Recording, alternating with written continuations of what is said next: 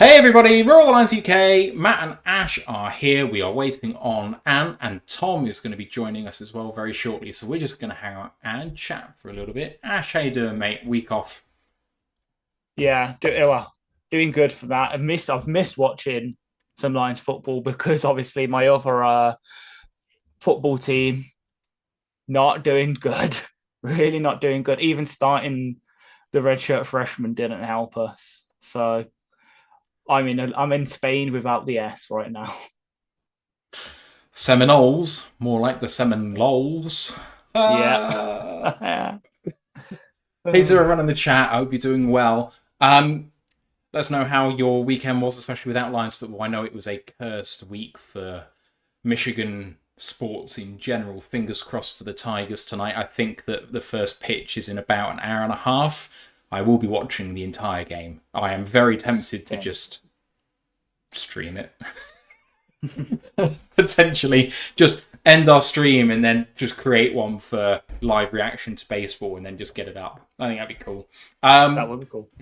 If you guys have any questions for us or anything like that, I mean, this is basically a mailbag episode in a way that we haven't actually asked for any questions, but you know, we are introspecting. And so if you guys have any questions you want us to address about the Lions, please get them in. And our resident Stato, I'm sure we'll get on the case. Hello. Hello. Sorry, but I think you have to own it at this point. Yeah, I do own it.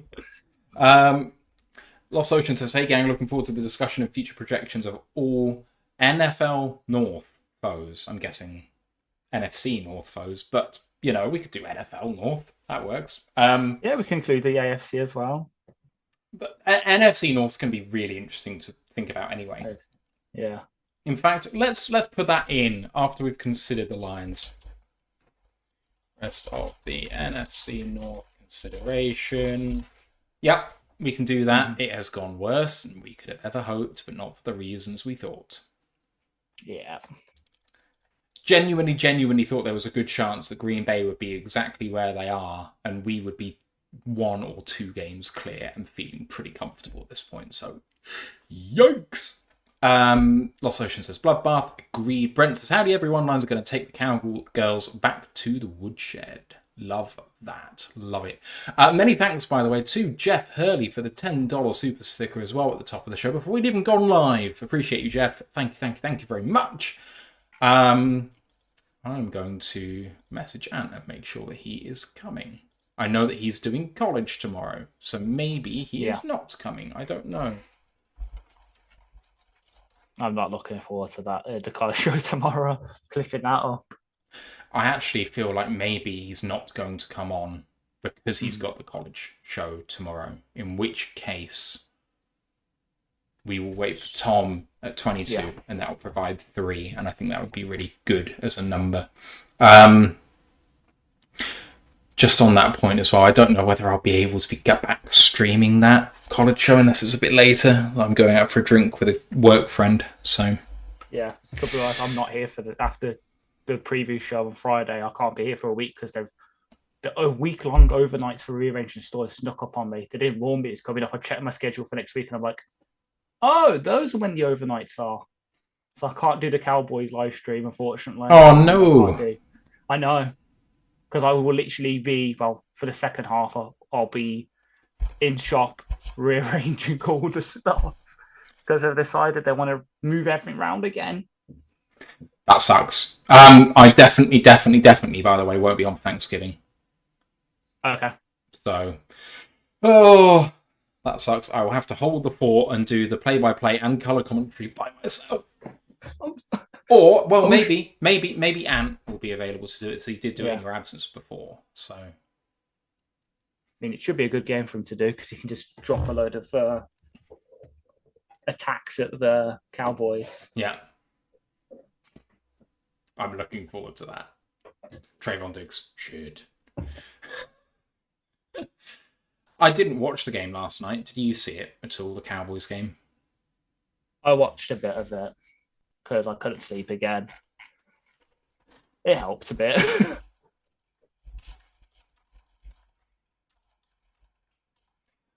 feel that George Pickens had. Oh, go on. Sorry. Ant might drop in later, but he's not necessarily going to be on. Yeah. Just to say, not college show related, just other bits. Sorry, you were going to say. Well, yeah, George Pickens had always effing open on his eye tape. Caught like 2 catches out of his 5 targets. Contra Pastan said the context of the league so far this year is certainly an interesting frame to see things in, feeling pretty good. Yeah. It's a good time to be a Lions fan. I mean, the fact that we can sit here at 3-1 and say it hasn't gone as well as we might have expected, which is how I feel. I don't know if that's how you feel as a kind of overall, because I feel like 3-1 was what we were hoping for as a minimum, but given everything else that's happened, it's not been a perfect start. Because it just feels like, I know obviously I wasn't here for most of the Tampa game, but it just felt that one got away from us, especially with how they've kind of performed since. I know obviously the week after they got absolutely smashed by the Broncos, and as we'll get onto in a bit, they lost to the Falcons as well. Hate that happened, because again, I gave my friends some bets and literally only one from came through, and that was the Kirk Cousins over on passing yards. Everything else failed. But yeah, that one just got away from us. And then obviously we beat the Seahawks. We feel like we've got that like monkey off our back. And then obviously this Sunday, hopefully we'll get the other one off our back and be unburdened to get into the playoffs. Lost Oceans just said my gain sounds a little loud on my mic, but I don't have any gain on, and I haven't changed the properties since we last streamed. Just having a look now. Doesn't appear to be a filter on there.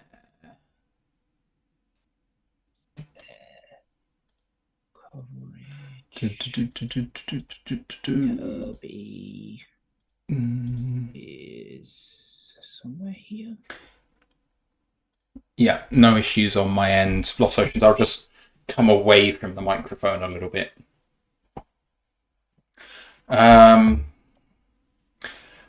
If it sounds like I'm shouting, it's probably just because I'm getting excited.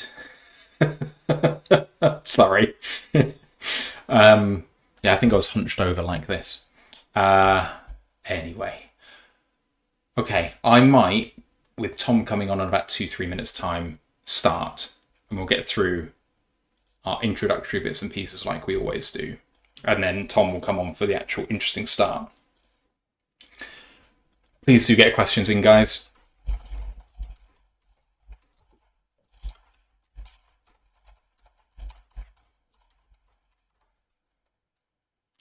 Hey, mile marker. Hope you're well, my guy. All right. Okay, that's done. Get that in there. And... ready? Recording in progress. Welcome to another edition of the Roll the Lions UK podcast, episode 295. Bye to the bye. My name's Matthew Turner alongside Ashley Soden, soon to be joined by Tom Wilkinson. How you doing, Ash? Doing good. Obviously, have really missed Lions football over the past 7 days or so. Obviously, watching all of our divisional foes win yesterday didn't help, but hopefully this week we can get another monkey off our back and be unburdened to make a playoff push down the rest of the season. It is a big week this week for Michigan sports. Tigers down 1-0, and the first pitch is in about an hour and a half. So fingers crossed that they can tie the series against the Guardians. I think if they go 2-0 down, that's going to be a big hill to climb. So fingers crossed for Michigan sports this week. Right, we are going to go through our preamble as we always do, and then we're going to have a look and be introspective after the course of the season, 4 games, as to how we've done, what's happened, and what it means, where we go from here, how the rest of our division is done, and then we're going to talk briefly about the weekend's games that we missed this week after a week off. Hope everyone's well in the live chat, by the way. It is going to be somewhat that we're going to take questions all the way through. So please do, if you're in the live chat, get some questions in now. It'd be great to hear from you. Discord channel is the best place to be. It really, really is a great community of people. So a link is in the live chat right now. Come and join us. College Football Podcast is going to be on tomorrow, looking back at one of the most exciting weekends of college football in a long, long time, with the standout being a Vanderbilt victory against a top 5 ranked side for the first time in program history. Of course, they didn't just do it against any top 5 ranked team, they did it against number 1 ranked Alabama. It was an incredible game, which featured, I think, 3 top 10 sides falling by the wayside. There's going to be a lot for the boys to get into tomorrow, so I urge you to go and listen to that tomorrow. If it's live streamed. I hope it's live streamed. I should be back in order to do that, but anyway. Don't forget to like this show, sub to the podcast. You guys know what to do by now. And Lions Nation Unite as well. Herman Moore's project to bring the best in-Lions content creators together. We're Twitch affiliated, YouTube monetized, and there's a tip jar down below on the YouTube description. If you want to show some love, that would be fantastic. But just being here is enough. There's a feedback form too if you want to tell us what sort of content you'd like, that there's something not quite right or something that you love. We'd love to hear from you, so do click the link. That is always active. All right. There is some news this week with Tom just doing some checks now on his microphone, so he'll be in a second. Roster moves, all practice squad related. The safety Eric Hallett and the kicker Matthew McCrane, they have both been waived from the practice squad. And they have been replaced by 2 outside linebackers. The first is Cam Gill. He's 6'3", 240. Special teams ace who was a UDFA in 2020. Has spent 3 years in Tampa and was in Carolina this offseason. He has been on IR 3 times already in his career, so maybe we can't count on him for his entire season, but he's had significant experience. The other is a former starter in this league, outside linebacker Al-Qadin Muhammad. Also about the same sort of dimensions, 6'3", 250, so an inch smaller, a little bit stockier, was a 4-year starter for the Indianapolis Colts between 2018 and 2021. He was the Chicago Bears in 2022. He's a 6th round pick in 2017 for New Orleans, out of Miami, Florida. Apparently he had some suspension issues since he played for the Bears in 2022, which I'm actually not currently aware of, I have to admit. Ash, the thing which really pertains to this is the press conference which Dan just had in the last half an hour, where he said that Ragnow and Branch are back in training and are looking good health-wise, but the team will be lucky to get Derek Barnes back this season, and both of these guys can play the Sam role, and we're sorely in need of one of those. Yeah, because as we'll come on to later, we are looking at the personnel use on defense. We like to use that Sam linebacker a lot of the time. 50% roughly. So having someone that we can trust there, like we did with Barnes, is going to be very important to us going forward. Obviously, we platooned it last week against the Seahawks with Malcolm, Anzalone, Neiman, Nowaske all taking snaps there. But I think the team just wants someone they can trust, just put them in that role and go forward with it. Obviously, Mohammed, as we said, has got the starting experience. He's been there, done that around the league. He got suspended with the Colts in 2023 for a PED violation, and then he just wasn't offered a futures contract after that. Signed with the Cowboys for a bit, and then was released. So signed on the 1st of August, released the 28th. Maybe a tiny little bit of insider scouting, kind of like what the Vikings did with David Blau a bit, but the suspension stuff with Mohammed also goes back to college. So he was dismissed from Miami in 2016 for a role in a rental car scheme that scandal that violated the NCAA rules, so they had to dismiss him. So he's got a bit of that bad boy aura to him, which might be a good thing considering we want a can crush, I think is how we describe Davenport, so someone opposite Hutch to drive him into those pressures. He could have that. Gill is kind of more upside, a bit lighter, got better PFF coverage grade, but hasn't really done much in the league, as I said. So been on IR 3 times in his career, including an ACL tear. Other than that, he played in preseason games on special teams. So he's a high upside guy, but yeah, we needed to bring other people in because evidently the team doesn't trust Okwu or Gude in that role, which upsets me because obviously they were 2 of our sort of standout stars in preseason. So if Gill and Mohammed can kind of push them and maybe raise the tide and they have to rise up with it, maybe it could work out to be good things for us. Tom is in the building. Welcome back. How are you? Quick mic check. All good? Awesome. It's good to be back. Really good to be back. I'm good. I'm well.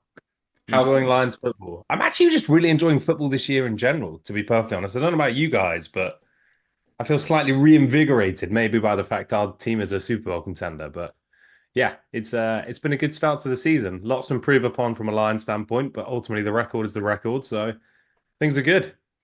I'm 10 points behind my yearly average on the NFL pick watch, which means, I guess, this season is more unpredictable, which probably feeds into the feeling good about it because it's just fun when you don't know what's coming.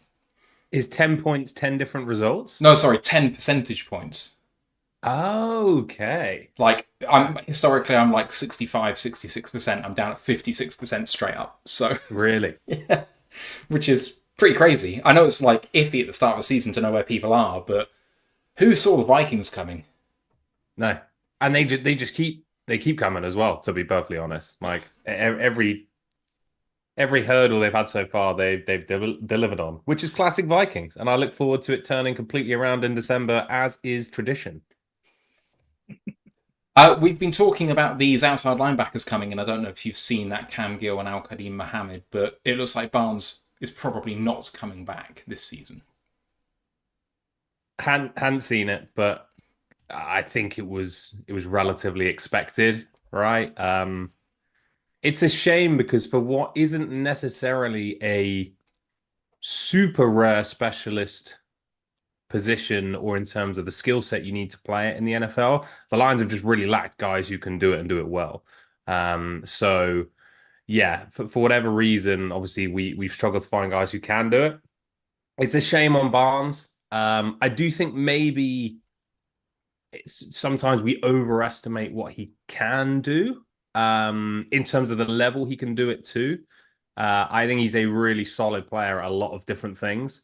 I feel like sometimes he's talked about as an absolute kind of must-have on this defense, which I don't necessarily see. But yeah, it's a shame either way. We have a question which pertains to the roster as a whole, so I'm just going to take it here before we do the last piece of news, which is from Carlton Wood. And he says, the roster's at 52 people. Is Christian Mahogany coming back after evaluation, or is Broderick Martin getting activated, or someone else? Ash, I know you have an answer to this, so I'll give that to you while me and Tom think of an answer, potentially. So it could be Mahogany. I know Dan before the bye said that he's close to having his 3-week evaluation window open to come off NFI. Fortunately, with that, we've got until week 9 technically for us to start that window, because the rules are it's 8 games. It's what used to be half the season before we have to start doing it. For us, luckily, one of the few perks of having an early bye is you get an extra week to do that because you're not having the 8 games. But it could also be one of these guys that we just mentioned, be it Gil, Mohammed, Ogude, Oku, just someone coming up to be that Sam role, because Barnes we might be slightly overhyping him, but because we love to sit in base so much, it is an important role. That's why we platooned it last week. Last game with Antonio, Malcolm, Nowaske, Neiman, because it's just such a fundamental role in our team. So maybe they just want someone constant there they can trust, because the only other guy we really have on the roster that can play the Sam technically is James Houston. And, well, we all know how his season's going this year. So, Tom? So in terms of should we expect to see Mahogany back, I guess is the other side of that in terms of on the roster. I'm not sure you can afford to really have Mahogany play a key role this year, unless obviously if injuries change things, then that's one thing. But the guy's taken very limited snaps. He was a 6th round pick. And also don't forget that obviously we're basically hiding a lineman on the roster already who isn't expected to see the field in any way, shape, or form in Manu, right? So I struggle to see a world where you basically lost an offensive line position by doing that.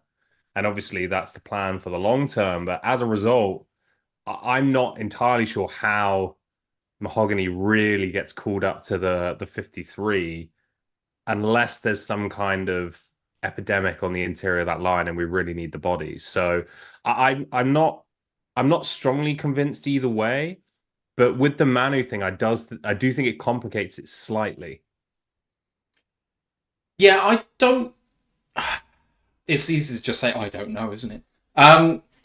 What I do know is that they feel fairly comfortable with Arashika at guard.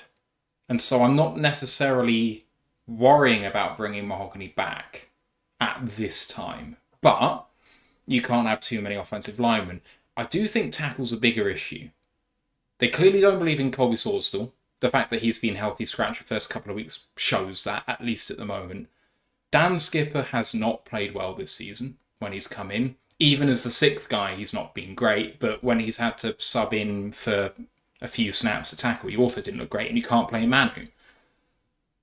So the person I think actually, well, that I would like to see the most come up is potentially Jamarco Jones, which I think is maybe a bit out of left field, but he's the only guy at that tackle spot that we have on the practice squad, unless someone else becomes available. The other option is that we have so much cap space available that we've still got to be a trade-in candidate for someone, even on a cheap salary. We've just got enough to play with. And I know we want to roll over a lot of it, but there's room to roll over most of it still and then bring someone else in. Ash? Someone else on the 53 has tackle experience. Awashika. Does he? When he played in Philly for his rookie year, he was at tackle. Then we converted him to guard, kind of like what we've done with Dan Skipper. Because obviously, remember when he came in for a couple of games at left guard, when we had Logan Stenberg got that 0.0 pass blocking grade. Oh man, that's rough to mention that. Right, let's do the other piece of news and then we'll get into the Lions eval proper. Some sad news a few days ago, which is that the former Lions quarterback and quarterbacks coach Greg Landry has passed away. That was 3 days ago now on, what is it today? Monday, so that would have been Friday. Passed away on Friday, age 77. Drafted 11th overall by Detroit out of UMass in 1968. He had a 40, 41, and 3 record as a Lions quarterback. He came back as a quarterbacks coach for the Lions in the mid-90s, where he was the quarterbacks coach to Scott Mitchell as he hit new heights and did very well for us at that time. So RIP to a Lions legend. Right. Lions eval time. The Lions are 3-1 after an overtime win at home against the Rams 26-20. A loss 20-16 at home against Tampa Bay. A win at Arizona 20-13. And then last week, as in 7 days ago, the win against Seattle Seahawks 42-29. Before we go into any more of this, what's the high-level, overwhelming feeling that you have so far? Tom, you indicated that perhaps the performance hasn't been all that for you, but the record is the record at this point. I was reflecting on this earlier, actually, and I was there thinking, so it hasn't been a bad start to the season, either record or performance, but it made me think of, if you go back to previous years, and actually maybe the Chiefs were a good example of this last year, quite often these teams who are considered, and again, bear with me because this sounds slightly hyperbolic, but when teams are real contenders and really good teams, it doesn't necessarily hit straight away. And actually, sometimes it can take the first quarter, the first half of the season to really get up to speed. And then when December hits, that's when it's foot to the floor. And that's kind of where I see the Lions so far. I mean, I feel like you can pick holes in pretty much everything and every one to some extent. Maybe let's put Hutch to one side, but it definitely hasn't been perfect. But the fact is, we're 3-1. We could easily be 4-0, and yet you can make an argument we could potentially be 2-2 as well, right? But it's one of those feelings that, and I think it's different to last year, for example. I think last year it was this team's running, the offense is good, like maybe we can do things. You know what? I think we can do things. Now, I think actually the Lions have done a good job of matching the expectation, which is we haven't been at our best, but good teams win. And that's really what we've done. So I think my overwhelming feeling has been the team has so much more to give, so much more to tidy up around the edges, whether it's flags or elsewhere. And yet we would feel pretty unlucky to have not won 3 games out of 4 so far.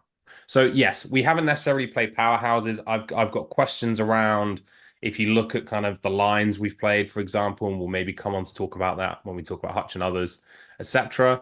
But my overwhelming feeling is this is a good football team that is set up for long-term success. And actually, we are in that wonderful place where you can criticize performances when still getting a W, which we haven't had for a long time. Ash, how about you, man? Yeah, I pretty much agree. Like, some of it has come close, obviously, over time against LA week one, Arizona kind of that second half. Like, it hasn't been perfect, but I completely agree. Like we heard last season when we had our Chiefs guest on for week one, especially on their defense, they spend the first half of the year quite literally, to use the common phrase, fucking around and finding out. They put people in weird positions, seeing what they can do. So yeah, when they get to December, the games actually matter. They know exactly what their players can do, what they can't do, so can put in the best positions. And we've kind of done a bit of that. So obviously, most notably, and well, as I say, we'll come on to it with the defense. Terry and Arnold, we haven't exactly given him the easiest introduction to the NFL, and that's partly because of who we faced. Because, yeah, I know obviously week one, Cooper and Puka both got injured, but he's had to face them for a bit. Week two, Mike Evans, Chris Godwin. Week three, Michael Wilson and Marvin Harrison Jr. And last week, Tyler Lockett, DK Metcalf, Jackson Smith and Jigba. Like, he's had a murderer's row of receivers, and unfortunately, it's going to continue in the next couple of weeks with CeeDee Lamb and Justin Jefferson. But that's what we need to do, because these games, record-wise, yeah, do matter, but performance-wise, they don't. It's when we get to the meaningful games in December, early January, and hopefully onwards that we actually need to focus on the performances, because that's when the margins will be so slim that, yeah, one bad DPI call could be the difference between us winning and losing a game. Yeah, I'm very much in the same spot. I do think that my worries really aren't about the Lions, and they're about other people in the division. And, you know, when you have a look at it as a whole, when you're worrying about other people, not yourself, as long as it's not the team doing that, that's a great place to be in. Because I just don't really worry about our team at all. We're doing enough to win. We're showing enough in every single game where you can justify us having a W, and most of the time not justifying an L. So the offensive play calling really has kind of slowly warmed up. I mean, the most recent evidence we have is that we're a very good offensive football team. So fantastic. On the defensive side, we've not seen a defense like this in this regime. This is who we've wanted to be all this time, and there's a little bit to tidy up. But generally speaking, if they played like this all the way through, I'd be delighted. So I'm just worrying about regression on that defense and if they can keep this up. But I'll go into injuries now. We've lost so much, especially on the defensive side of the ball. The fact we've done this well so far is a testament to the coaching, I think, actually. For the first time, I do think that I can say strongly, I think Aaron Glenn is doing a good job. So we'll come on to that in a little bit. This is going to form a similar kind of method to how we scout other teams each week. So you will probably recognise that a little bit. We're going to start with injuries. And this team has a fair number of players on injured reserve. I'm just going to give you the highlighted players. There's obviously a fair few more in there, but most of the others are bit part players or players who wouldn't have made the 53 anyway. Defensive end, John Kaminsky and Marcus Davenport. Derek Barnes, linebacker. Cornerback, Emmanuel Mosley. Safety, Fatu Melifonwu. Defensive tackle, Broderick Martin. And wide receiver, Antoine Green, are all on injured reserve. Some on season-ending injured reserve. Some are eligible to return. The ones who actually went on injured reserve to begin the season are now eligible to return after sitting out 4 games, although none of them really, apart from maybe Broderick Martin, are contenders to come back at this point. Also on the NFI list is the guard Christian Mahogany, who we were talking about earlier.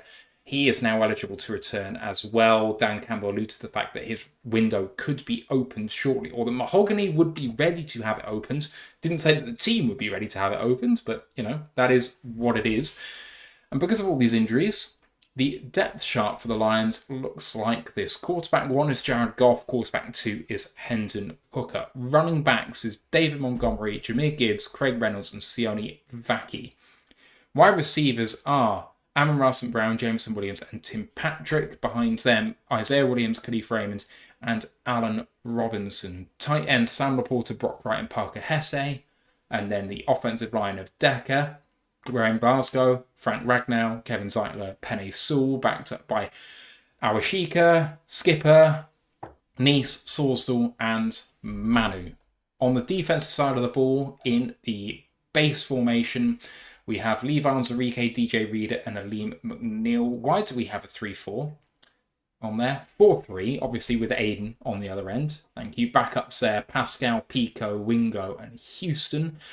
Linebackers, Jack Campbell, Alex Anzalone, Reeves Mabin, Malcolm Rodriguez, Ben Neiman, Trevor Nowaski.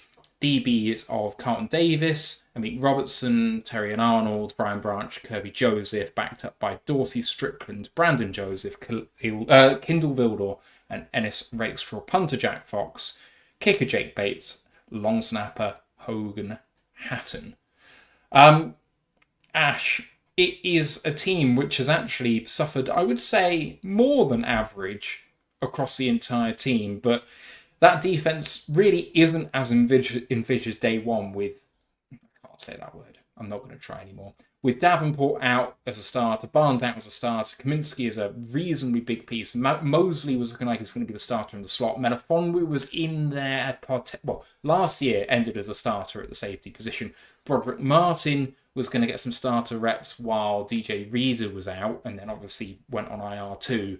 We've lost a lot of snaps on that defensive side of the ball. We really have, and yet, for the most part, we've managed to cover it up pretty well, especially on the defensive line.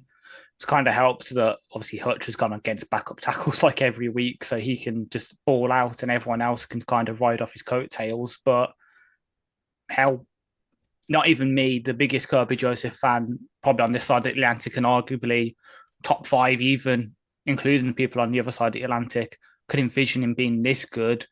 Brian Branch, bit of rookie struggles at safety week 1, but then the next couple of weeks, absolute boss at safety. We really missed him last week. Barnes, again, I know obviously not the best pass rusher, but he was great setting the edge, and we kind of saw that last week with him being out.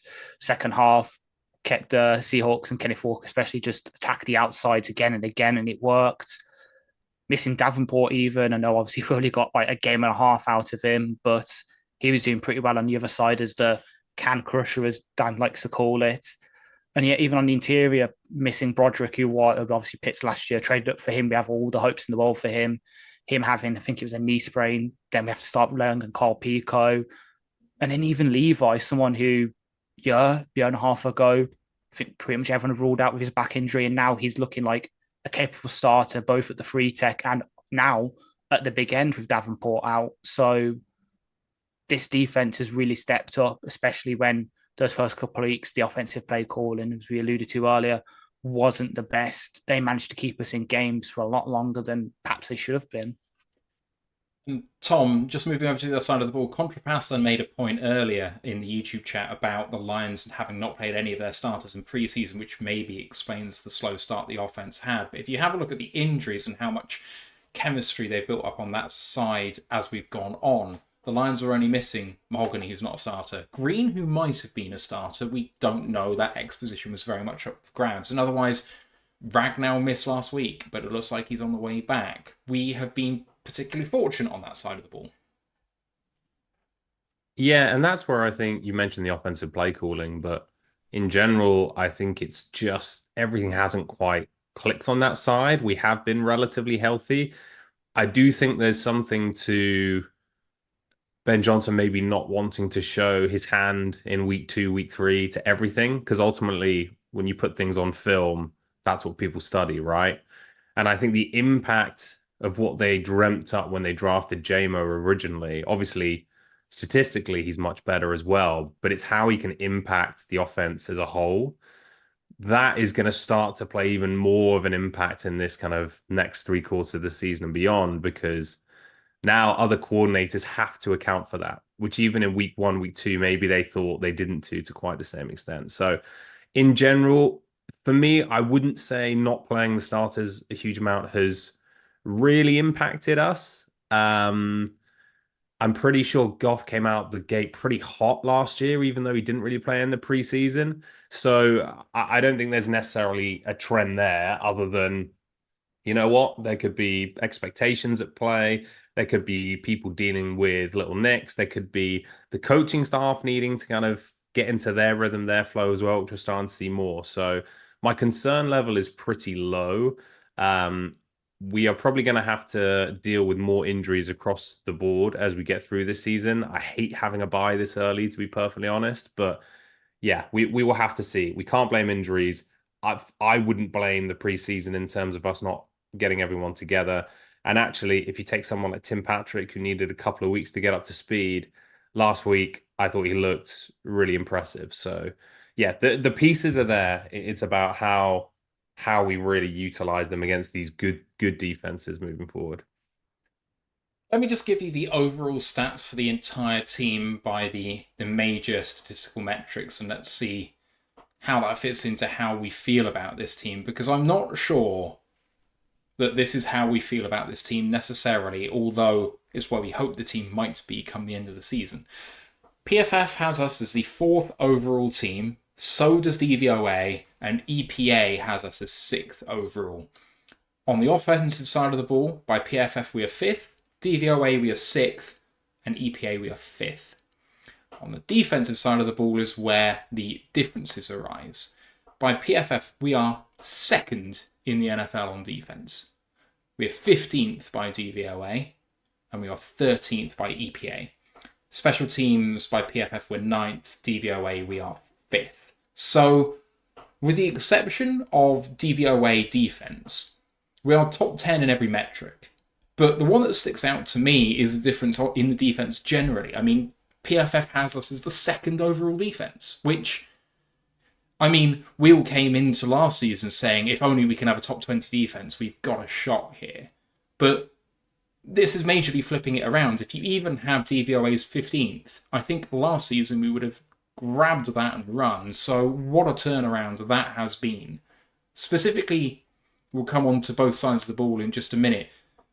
Do you think those metrics are removed from reality? Because obviously everyone has a go at PFF for it being blind, despite the fact that it is a subjective, eyes-on kind of metric that's happening. It's not someone just... Well, it is just someone making it up. That's not my point. It's more that it's not blind statistics, if you know what I mean.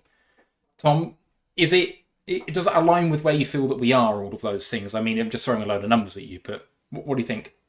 So the defense for me, that's flattering. I would have us much more middle of the pack. Was it 13th, 15th with the other two metrics, which is completely fine. I mean, as discussed versus where we were last year, this doesn't need to be a top 10 defensive unit for us to win the Super Bowl, to be perfectly honest. So I think it's about taking positive steps forward with the PFF piece. And again, it's who knows how it's calculated, but if you look at them breaking down the different parts of the defense, they have us as the 2nd best pass rushing team in the league.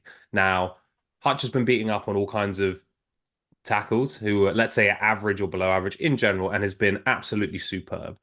I really struggle to see that the D-line has been that different to last year outside of Hutch in terms of generating pressure. So whilst I think we've been better, you can't tell me that we are the 2nd best D-line or defense at getting after the quarterback. That's more an eye test thing. I have no data to back that up at all. I found myself getting quite frustrated watching the tape over the last few weeks, especially, and seeing Hutch absolutely doing his job.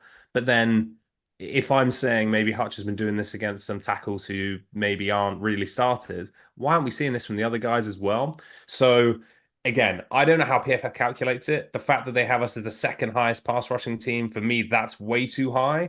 So that would, of course, drag up our defensive grade, etc., etc. All of that to say, we don't need to be 2nd. We don't need to be 8th. I think the point is we're putting a better product on the field. We clearly have more talent. We have dealt with injuries there. I love seeing Jack Campbell seem to take a step forward as well. I mean, again, if we're talking PFF, his grade's now above Alex Anzalone. So there's lots of positive. And again, we're taking steps with clear ways we can improve, especially on the DBs. So is it flattering? Yes. Is there lots of kind of positives and upside as we get into this next stage of the season? Absolutely. What about you, Ash? Yeah, so it is. I believe our PFF grade is getting inflated by a couple of players. Obviously, Hutch being foremost of that with 93.8 PFF grade this season, which is just insane. Like, in a good way, obviously. I'm not saying he hasn't earned that. He really has. Like, most pressures over the first 4 games ever since pressures were recorded. Like, he's having a defensive player of the year-esque season, despite what Brian Boldinger says on Twitter yesterday, which got me a bit of flack from some Vikings fans. But there's a couple of other guys kind of propping up that grade. Iwaski and 8 snaps with a 90.0 grade, which is, again, insane on those 3 pressures, all hurries, decent coverage, well, average coverage grade of 60. Kirby having a really good season. Again, pass rushing grade's not good, but you don't really use them as a blitzer, so that's fine. Aleem's having a good season. So you've got all like these, about 8 guys propping up the grade, and then everyone else is kind of average to just below average. Like, the lowest grade we've got is, of course, unfortunately, James Houston, but everyone else is above 40 grade and between 40 and 70, let's say. So yeah, it's just a couple of stars tracking it up, but for the most part, that's most defenses, I believe. Like, without looking at like the Vikings, I guess that Van Ginkel, Grenard are propping up their one. If you look at the Packers, Xavier McKinney's probably propping up theirs one with 5 turnovers in 5 games. So yeah, well, let it bear out over the season. But I agree more that we are that sort of middle of the pack that DVOA and EPA say they are, especially since, because you look at, so I do have a couple of stats to do with the pass rushing. We are 11th in the league in pressure rate, 25.8%, 5th with 7.5 QB hits per game. But then you look at the sack rate, tied for 20th in the league with 6.5, 2.75 sacks per game, which is tied for 17th. So we're getting a load of pressures, just not getting the sacks. But it was the same old story last season. You look at us last season, I think we led the league in pressures. We were nowhere near in sacks. So it's just one of them where, yeah, if we can keep it going, if someone else steps up opposite Hutch, because when he starts facing some proper right tackles, so a couple of weeks' time against Brian O'Neill against the Vikings, he's a decent right tackle, a lot better than what Hutch has gone up to against this season so far. Those numbers are going to start to dip, so we need Aleem, Levi, help Pascal to start stepping up and getting a few more sacks between them, because otherwise, yeah, the defense will start to drop off because the coverage has been good, because they haven't had to cover so long. If we start having to ask Terrian and Carlton to start covering for more than 4 or 5 seconds, people are going to get loose and it's going to drop them down as well. So it really starts up front with someone stepping up next to Hutch for me. Right, let's turn to the offensive side of the ball, give you some stats, talk about some formations, talk about the play calling, and then got some pros and cons. And we're going to follow that sort of mantra for the defense and the special teams as well. So on offense, of course, Jared Goff, quarterback, 88 of 124 for 71% completion rate, 1,015 yards, 5 touchdowns, 4 interceptions, 95.3 passer rating, 44.5 QBR, also 8 rushes for 16 yards, and 1 catch on 1 target, 7 yards, and a receiving touchdown. A PFF grade of only 58.6. I think it's a career low, potentially. So far, David Montgomery, the lead back, 63 for 271. That's 4.3 yards per carry and 4 touchdowns. Also 9 of 9 for 94 in the air, and a team-leading PFF grade on offense of 85.3. Jahmyr Gibbs is running back 2. He's 54 carries for 285 yards. That's 5.3 yards per carry, which is insane. And 3 touchdowns. Also 11 of 13 for 76 and a touchdown in the air. A PFF grade of 75.6. Jameson Williams leads the team in receiving yards so far. He's got 3 rushes for 21 yards and 13 catches on 25 targets for 289 yards and 2 touchdowns. PFF grade is 69.7. Amon Ra's 27 of 38 for 252 and 2 touchdowns, which is 76 PFF grade. Sam Laporta, much reduced production for him so far, 12 of 14 for 147, a PFF grade of 65.2. Other good grades in there, all owned by the offensive line. Sewell 84.7, Zeitler 80.2, Decker 77, Ragnow, a down year for him, actually 71.8. Other bad grades in there, Parker Hesse, the tight end at 48.2, and tackle Dan Skipper 34.2. In terms of high leverage situations, the Lions on 3rd down are 4th, on 4th down are 13th, and in the red zone, despite us waxing lyrical about the red zone woes, they are 19th in converting red zone trips into touchdowns with a rate of 52.6%. In terms of pros, we have limiting turnovers. They have only 1 turnover per game on offense, and that's all interceptions, as the team does not have a fumble so far this season, which I also think is a mad stat. Offensive efficiency, they are 6.1 yards per play, which is tied for 4th, and have almost 23 first downs per game, which is 5th. Also, the team has done exceptionally well on the offensive line, generally in terms of sack rate, where they're tied for 6th, pass blocking PFF grade, where they're 6th, and run blocking grade, where they are 5th. They have been struggling with penalties, conceding almost 8 per game, which puts them in the bottom quarter of the league. And they are throwing short of the sticks, minus 1.5 yards depth versus at the sticks. And generally speaking, Ash has put in offensive play calling, ? Me and Ash have been here talking about this stuff for a little while this season, Tom, so I'm going to throw it straight to you. Those stats actually don't sound awful. I mean, if you told me through 4 games that Jameson Williams was going to lead the team in yards, I'm not quite sure how I would have taken that as a good or bad omen, but I mean, he's certainly kind of come to life. And Monty Gibbs and that offensive line really have taken it to some teams to the point where Goff maybe throwing the odd bad pick here or there kind of hasn't mattered too much. Yeah, I think it's worth taking a bit of time just to talk on the Goff side, because the first 2 games were really concerning. So a lot of what we have seen him get past over the past kind of season and a half or so, which we were hoping was a distant memory, felt like it was back. Obviously, when there was pressure, he would struggle, and I still think that's who he is more than anything, and that's going to continue to be a thing. So if you look at the PFF grade in isolation now, I believe he's just below Deshaun Watson, and you don't need me to tell you how that's going in Cleveland right now. So the grade in isolation is not good. However, the last couple of games have definitely been better, and the PFF grade backs that up too.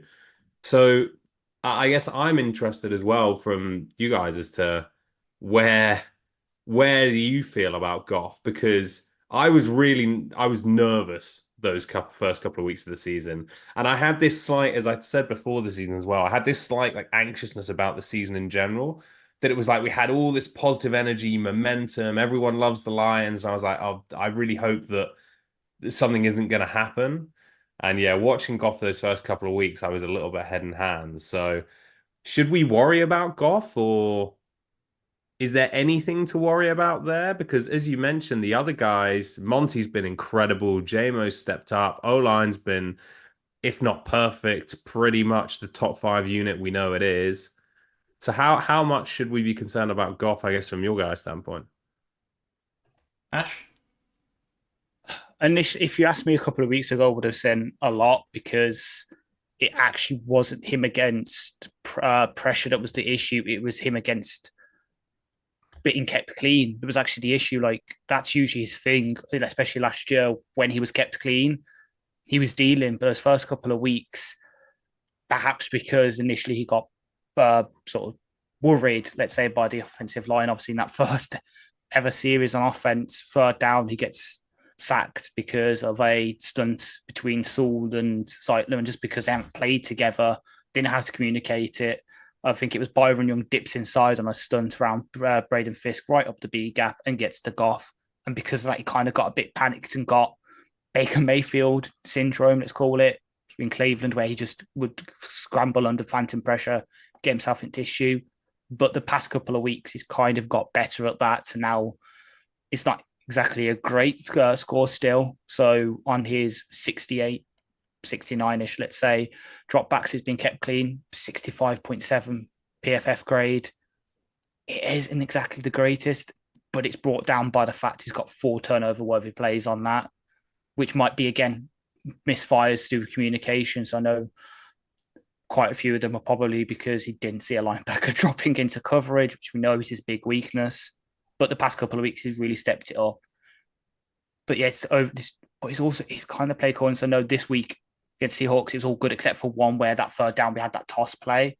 But it seems he's trying too hard to set up stuff for later in the season, running all these fancy looks and almost saying, yeah, we'll punt on this drive. It's fine. We'll set something up for later in the season when he should be aggressive. He should be going for it. Should always be trying to score on every possession, but sometimes he just wouldn't. So we obviously setting up stuff. So that weird play where we're setting up an end around to JMO and he got tackled for like a loss of 10. The Tampa game where we're throwing 55 times when you've got Monty and Gibbs on the bench, you can run the ball, and Vea went out about halfway through the game. So they were looking wrong, but in the run game, you still just throw the ball. And then it gets to the situation where he has to throw an Hail Mary at the end of the game and it barely goes 20 yards because his arm's that tight. He's had to throw it 55 times. So I think this, in the bye week, I think I said it in the review show for the, at the end of the Seahawks game, I think Ben just needs to kind of go back, look at what's worked the first couple of weeks, which is running the ball with Monty and Gibbs, and start doing that a bit more, because Goff operates best when he's not having to sort of carry the team on his back, because unfortunately he's not that kind of quarterback. He's not a Josh Allen, Patrick Mahomes, Lamar Burrow from yesterday, where if you need them to throw 55 times a game because it's just that kind of game script, they can do it. Goff can't. He needs that run game. He needs the inside of the field to work, which for the first couple of weeks were just getting swallowed up by teams playing cover 3 buzz with against us. So safety was always covering Laporta and Amon-Ra. This is things, but it's things that are fixable, fortunately, where we can just look at it, sort it out, be a bit more aggressive on our drives instead of thinking, oh, we're in 3rd and 7, let's just set up something for 4 weeks down the line. Instead, throw past the sticks, because that's one of the stats I've got for today, is that on those situations, on average, we're throwing a yard and a half in front of the sticks, which is merely 13th in the league. It's above league average, but still, on those, you should be throwing past the sticks, even if it is literally half a yard past it with Laporta or Amon-Ra or Patrick, because otherwise teams start picking up on it. We'll just sit on the line of the sticks to go, and then we won't be able to convert, and the offense will just plummet. I think the thing for me is that I have always bought into the idea that Goff is a confidence quarterback. And so the 2 games in isolation at the start weren't worrying. What was worrying was that he might look at himself and go, this isn't going well. And then really kind of go into his bag of tricks and start throwing multi-interception games. And, not just running away from pressure like he did a little bit in those first 2 games, but just start bolting like, a horse that's been spooked. And to his credit, he's taken 2 poor-ish games to start the season, and he's turned it around. I know that we didn't score any points in the second half against Arizona, but I thought the first half looked great, and he was dealing against Seattle. The fact that he has turned it around gives me confidence for the rest of the season. I have no qualms about Goff whatsoever. I think his decision-making is the thing which should really be setting him apart from other quarterbacks, because he is exceptional between the ears. And that is one of the things that was kind of letting him down in those first couple of games, was that he was throwing ill-advised balls. The interception where he was throwing towards Tim Patrick, who he thought was running a corner, running a post, but he was actually running a corner. Don't throw that ball if your chemistry with that guy isn't quite there yet. He had trust in some guys too soon, and maybe that's ill-advised, or he's trying to throw out of a sack when maybe he should be eating it, or whatever. The way he's manoeuvring in the pocket, the little kind of pirouette he did against Seattle, against pressure, to then throw the ball off, and the fact that he managed to do that with his eyes for half of that play, not down the field. He's a guy who is playing with confidence, and when he is, it's hard to stop him. There was a comment saying you don't want him throwing 55 times. And, no team wants their quarterback to throw 55 times, but the best game of all time from an offensive perspective came with him throwing the ball more than 50 times, in terms of the Rams-Chiefs game that everyone talks about. He threw the ball a heck of a lot during that game, and I know it was a long time ago, but he is capable of carrying a team like that when he needs to. The problem is when you're throwing the ball 50 times because the offense has let you down. Whereas, of course, in that game, it was the defenses not doing very well, and so that's fine. Confidence quarterback, rode the wave.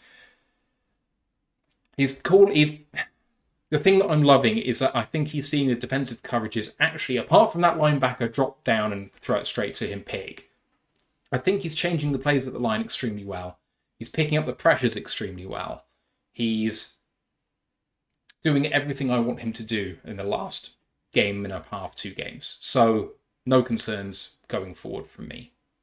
And I think to what you say there about checks at the line, etc. Obviously, the Cowboys are in many ways a better defense than some of the teams we played so far. But the Vikings is a really interesting one, right? Not ignoring records just because of what Brian Flores likes to do. So again, if you live by PFF grades, they've got one of the worst pass rushers in the league. I don't believe that. And that is a defense which completely messes with your head. So Flores versus Goff is going to be a fascinating matchup. In some ways, I think it plays into Goff's strength. In other ways, I don't. And in Minnesota, especially, expecting it to be noisy, I think that will be a really good litmus test of how he feels. And I think if he gets through that and plays well, as you say, I completely agree with what you say about him being a confidence player as well. Like a lot of the Lions players as well. I think JMO fits very much into that bracket as well. If the Lions can start humming over these next couple of weeks, I think we can really go on a roll on offense.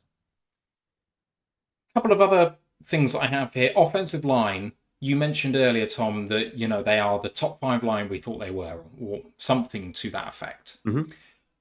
I've been disappointed. I'm not going to lie. Especially with the left-hand side of that line. So Decker, Glasgow. Whilst the rest of the league would probably absolutely kill for that, generally speaking, I think a lot of the pressure... I'm going to throw in Frank as well. At the end of the day, a lot of the pressure has been coming through the left interior and left tackle side of the line. I know Decker's given up some of the holding penalties, some of the false starts, and also some of the sacks coming through there. Glasgow has not dealt with his move from right to left, I don't think, particularly well. Now, this really is being rich and, wanting to have your cake and eat it. But I wanted to see more, generally, out of our offensive line. Sewell has been everything I want him to be. There's no worries there. And Zeitler has been... Well, I haven't even thought about him once. And that's great. I think Zeitler's put a foot wrong all season, so that's fantastic. But left-hand side of the line is giving me a little bit of worry. Not worry. Worry is the wrong word because they're still playing really, really well. I thought that this could be a team that maybe could run every play. Just run every play and we could maybe win every game. And I didn't think maybe that was a realistic expectation, but I thought we could almost reach that, kind of touch it if we were stretching out. Maybe there'd be a game or two where we could do it. And maybe we've done that once where we just did it for one drive where we ran over the Rams in overtime. But apart from that, I think my expectations maybe pre-season were higher than they've delivered so far. You are muted, sir. God damn it. So yeah, you can see we're quickly pulling it up because I know obviously PFF isn't the be all and end all with this because of the subjectivity of how they watch stuff, but they kind of agree. So of all the dropbacks where Goff has been under pressure, he's been at fault for 8.3% of them. Glasgow's been at fault for 20, or Glasgow / our seeker because it's just left guard. Quarter of the plays where Goff's been pressured, it's come out the left guard position. About 20% to 19.4 has been Decker. 19.4 also with Ragnow. He's had a kind of down year in pass pro. Some 11%. Zeitler, week 1, okay, I think he was definitely responsible for sack. I think he also get put for no pressures, but the past couple of weeks, and obviously this isn't, I'm just echoing what Jeff Risdon, who's obviously seen Zeitler a hell of a lot because he used to cover him in Cleveland, said this is the best he's seen Zeitler in donkey's years. Like Zeitler, I know he's only a 1-year rental, but right now, him and Saul are looking great, which is kind of what we want. But yeah, Glasgow, I don't know if it's just him getting used to playing left guard again because the poor guy's gone from left guard to right guard to centre, back to right guard, back to centre over the course of his career. Now he's settling back down, hopefully back into left guard, unless Ragnow's out again this week. It might just be that. But yeah, him and Decker kind of been a bit of a letdown considering we were, well, going into the season, we've seen as the best offensive line, if not number 2. And right now, by the metrics I've got on, yeah, we're like 5-6. So tied 6th in sack rate, 6th in pass blocking, grade 5 PFF, 5th in run blocking. Maybe it's just because we've been so used to it being that good that seems disappointing, but it kind of is. But maybe it's just because, again, they've been asked to do certain things. So Glasgow, he might have been asked to do certain things with stunts and that he's just not used to, and he just has to get used to it because of the move to left guard and because it's a different chemistry. He's having to then communicate with Decker and Ragnar, who is known for donkey's years, but still, who does he listen to on those kind of things rather than the other side? He probably listened to Frank more than listens to Penne. Any thoughts on offensive line, Tom? Yeah. I think part of it is just the reality of how hard it is to have an incredible offensive line year in, year out, given that we've really had the bulk of this group now for 3 years, right? And I understand in terms of we should really be a top 1 or 2 line, not kind of celebrating being 5th or 6th. We're still on a relatively small sample size, though. Yeah. I think it's key. I think looking halfway through will be more telling. I think it's fair to, I mean, I don't think anyone could look at the line play and say we've exceeded expectations, right? Have we met expectations?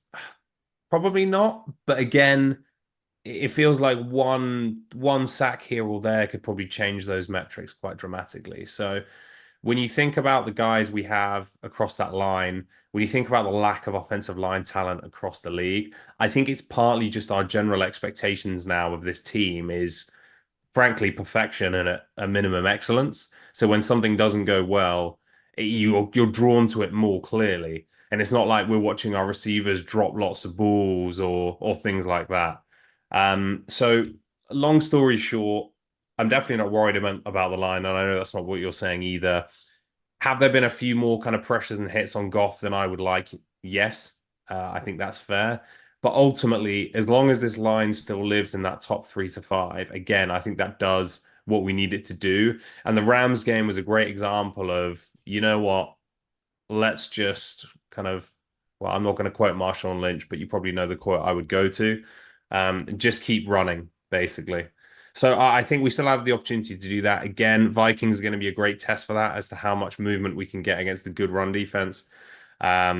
But yeah, I think it's fair to ask questions as we do really across the board of the offensive line's performance so far. And to your point, more so on the left side, I think right side's been excellent. Okay, we haven't really talked about the skill positions massively apart from lauding the running backs and saying that JMO has done well. But getting into that a little bit more, Tom, come back to you straight away. Obviously, the X wide receiver position was looked at a lot in the preseason. Antoine Green goes down, sign a couple of vets, the practice squad, bring them both up to the main roster. Looks like Tim Patrick's got the role for now. How do you see that working out, especially with, Sam Laporta being kind of limited in the first 4 games by the Lions' own admission? They haven't actually been factoring him into the game plan massively. So do you see those two as maybe an opportunity for the offense to grow, or do you see it as a concern that, what happens if there is no growth from those positions? I mean, Laporte had such a great season last season. Is it fair to expect that from him again, especially given the injured offseason that he had? How restricted are we if we're looking at Amon-Ra and JMO, who is catching about 50% of his passes thrown in, which is, a deep ball merchant's kind of bag, I guess. But it feels a little bit restrictive when we only have a running back and Williams and St. Brown to kind of throw at. Yeah, I think that's fair. Let's take Patrick first. So Patrick was always going to need a few weeks to get up to speed. As we touched on earlier, was really impressed with him last week. I think he will, when he's on the field, be a really solid wide receiver 3 and do everything that we expect that position to do. That being said, there was quite a lot of, and maybe I would fall into this camp as well, a lot of celebration after the last game. The fact is, we know the guy's got health issues, and I'd be amazed if he played the whole season, right? I think that's just the reality of it, given his injury background. So at some stage, we're going to need to start thinking who might fill those reps in December, in January, etc. Is there a plan there? I'm not sure. Obviously, we haven't seen any of Allen Robinson yet. And who would take those reps otherwise? Who knows? What I would say is Patrick, I think, has been a great pickup, and I'm really excited to see him when he's on the field. I'm not going to bet that he will be around in December, which then leads us on to Laporta.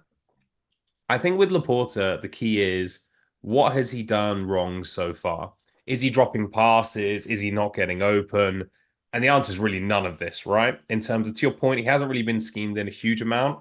Am I expecting, again, not to go too much like 2023 Kansas City Chiefs, but Kelsey did nothing for the first 8 weeks of the season or whatever it was. He was coming back from injury. They didn't really use him a huge amount. Again, December hits and he just explodes. January, he was unbelievable. And again, I'm not saying Laporta is Travis Kelsey, but my view is they will work Laporta in as we get deeper into the season. And with what JMO brings to this offense in terms of opening up the middle of the field, I think the opportunity for Laporta to have a monstrous November, December is there. So Laporta worry level is like a 1 out of 10. There's nothing I've seen which suggests he's either unhealthy, struggling to separate, dropping passes, nothing really there. With Patrick, it's been great on the field. I would love to know that there's a solid kind of reliable backup plan if maybe when he goes down. Ash, we've talked about X receiver a lot, so I'm going to pass on that for you and instead talk about running backs. Sorry, just so we don't flog a dead horse at this point. We've talked a lot about how Monty and Gibbs work as a tandem. They clearly kind of have a plan for both of them. Monty is the quarter 1 and quarter 4 back, and Gibbs is the quarter 2 and quarter 3 back, which I find to be quite interesting that maybe you wouldn't go quarter 1 and quarter 3 Monty and Gibbs quarter 2, quarter 4 when you're gassed. Potentially, I don't know, but Monty subs in every now and again for Gibbs, even in those situations where you really need something.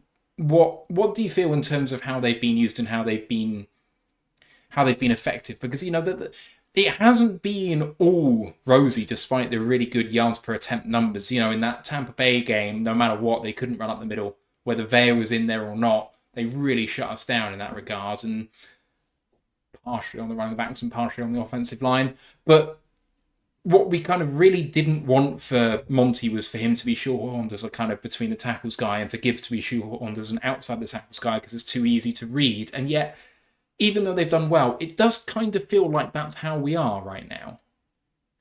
Yeah, kind of. So I kind of get the plan with Monty being quarter 1 and quarter 4. So quarter 1, soften them up a bit, make them look inside. Then supposedly hit them with Gibbs on the outside, quarter 2, 3, and then quarter 4 when they're feeling a bit gassed.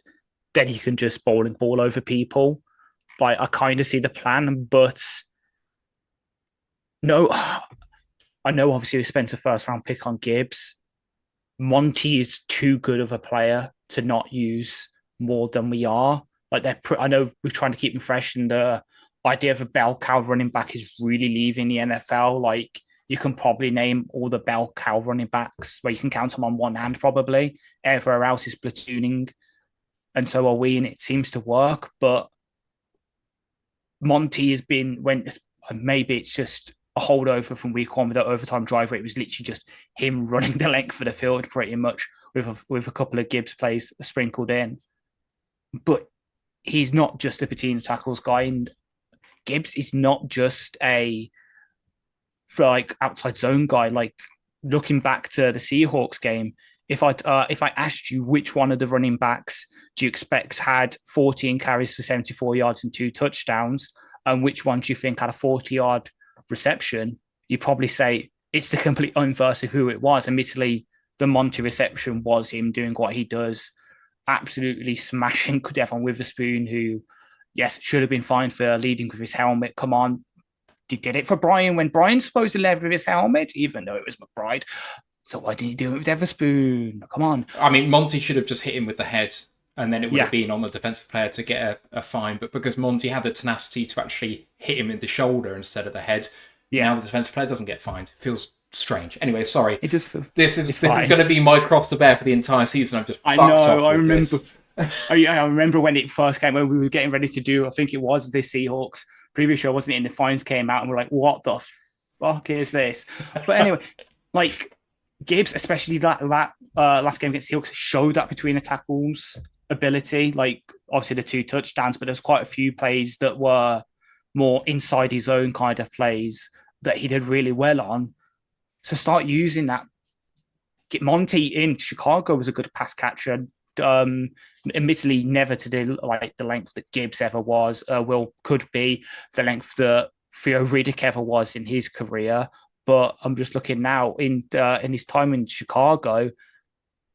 Yeah, 2020, 54 receptions Monty had. Like, I know, and it was just supposed to other words because all the thoughts are going, yes, he's not that kind of running back that you like a Gibbs or Kamara or McCaffrey that you can target a lot. It also seems to be a symptom of this regime because Jamal Williams in Green Bay was the same. Jones was the bell cow. Jamal was the power back, but he was also a damn good pass catcher. And he came here and it just fell off. So I don't know what it's to do, if it's to do with the coaching or anything, but it just seems Gibbs is the only real pass catcher and Monty will get a couple of opportunities, but he's got to make the most of them. That's not the right approach. They've both shown now they can do everything that you want them to do. So start doing it, even if it is, Gibbs takes one drive, Monty takes one drive, instead of them each taking a quarter pretty much. Mix them in. Hell, on the drives, do it. On a third one, have Gibbs take the inside zone, and then on the 1st and 10, have Monty take an outside zone. Just start switching up on the defenses because, right now, the way we're using them, as soon as they see Monty, they're going to pinch the middle of the line. As soon as they see Gibbs, they're going to watch the outsides. We've got to prey on that right now because until defenses adjust, there's free yardage to be taken there. All right, I'm going to just talk briefly about formations, but just so you guys can hear the stats on those. And then I've got a few miscellaneous observations about the offense before we move on to defense. So we use 11 personnel 58% of the time. That's 22nd in the NFL. We pass out of 11 personnel 64% of the time. We are in 12 personnel, so 1 running back, 2 tight ends, 28% of the time. That's 6th in the NFL. Passing rate out of 12 personnel is 46%. So maybe less than you might expect. In jumbo personnel, almost 6.5% of the time. That's 2nd in the NFL. And we only pass 7% of the time out of that formation, so maybe there's room to play around with that. In 21 personnel, just over 3% of the time, that's 15th, and we pass 85.7% of the time out of 21 personnel. Put more running backs on the field, pass the ball the most often out of all the formations, which is weird. Limited reps. We're in 13 personnel, so an extra tight end on the field instead of the jumbo package with the offensive lineman. 2.4% of the time, which is 11th, with a pass rate of 20% out there. I have one miscellaneous observation, and I invite you guys to think about anything notable from this season so far. I have a big problem with how slow we are to get going in run plays. And what I mean by that is Goff is taking too long to drop back and hand the ball off. And so, say, for example, if we are running off left tackle, the left end rushing across from Sewell, or the tight end on that side, is quite often getting very close to or blowing up the play from the other side. It is consistently happening whichever way we're running. The backside player is quite regularly getting there. And I can only think that we are not executing as quickly as we could, or it's by design because they want to make sure the blockers are in place, but you have an unblocked person coming from the other side, which is threatening to blow up plays. I'd like to see us execute a bit faster. I think it's going to make us a little bit more efficient. If that means that you need to get your blockers in place a bit faster, fine, we have an athletic line, let's do it. If it means you need to account for the backside player, that's not ideal because we want to have a mismatch on the other side, which is why we're leaving them unblocked. But I don't think it's quite working as well as we should expect there. Any little bits and pieces that you've seen or anything from that observation that you have any thoughts on? So potential counter argument. And so I agree. I think there's nothing more frustrating, especially as a fan, really, when you see something which looks like it's happening in slow motion and then it fails. And you're like, well, of course it was going to fail. It never looked like it was going to work. Do you think that part of it is with how effective Goff is in play action, they're intentionally slowing things down a little because then the linebackers can't key so quickly and therefore can't get out into coverage? I don't know if that's the case or not, we're talking fractions of seconds, so I'm not sure if that would be enough. But if you think about you're trying to stop those linebackers necessarily coming downhill straight away or getting out into coverage, by slowing it down might enable those things to open up in play action. But I'm not saying they do. That's purely me thinking out loud. What's play action? Don't you mean run action? Haven't you been listening to Dan Orlovsky? But yeah, I actually agree with that. So one of the things I've been really trying to read up on is defensive keys, because obviously of what I play now. But yeah, when you're playing linebacker, you're not reading the QB, you're not reading the running back. You're usually reading the guard. You're usually reading the guard in the center. So yeah, if we're slowing it down and making it seem like a pass play, then yeah, that will help play action quite a lot. So I kind of agree with that. But then to sort of loop back to the 21 personnel thing, the reason it's passing is 85.7% of the time. I think we've run it 5 times. 4 of those times it's been with Varkey in the backfield. It's been that sort of Varkey, Gibbs, dual backfield, and then they're both gone on real routes.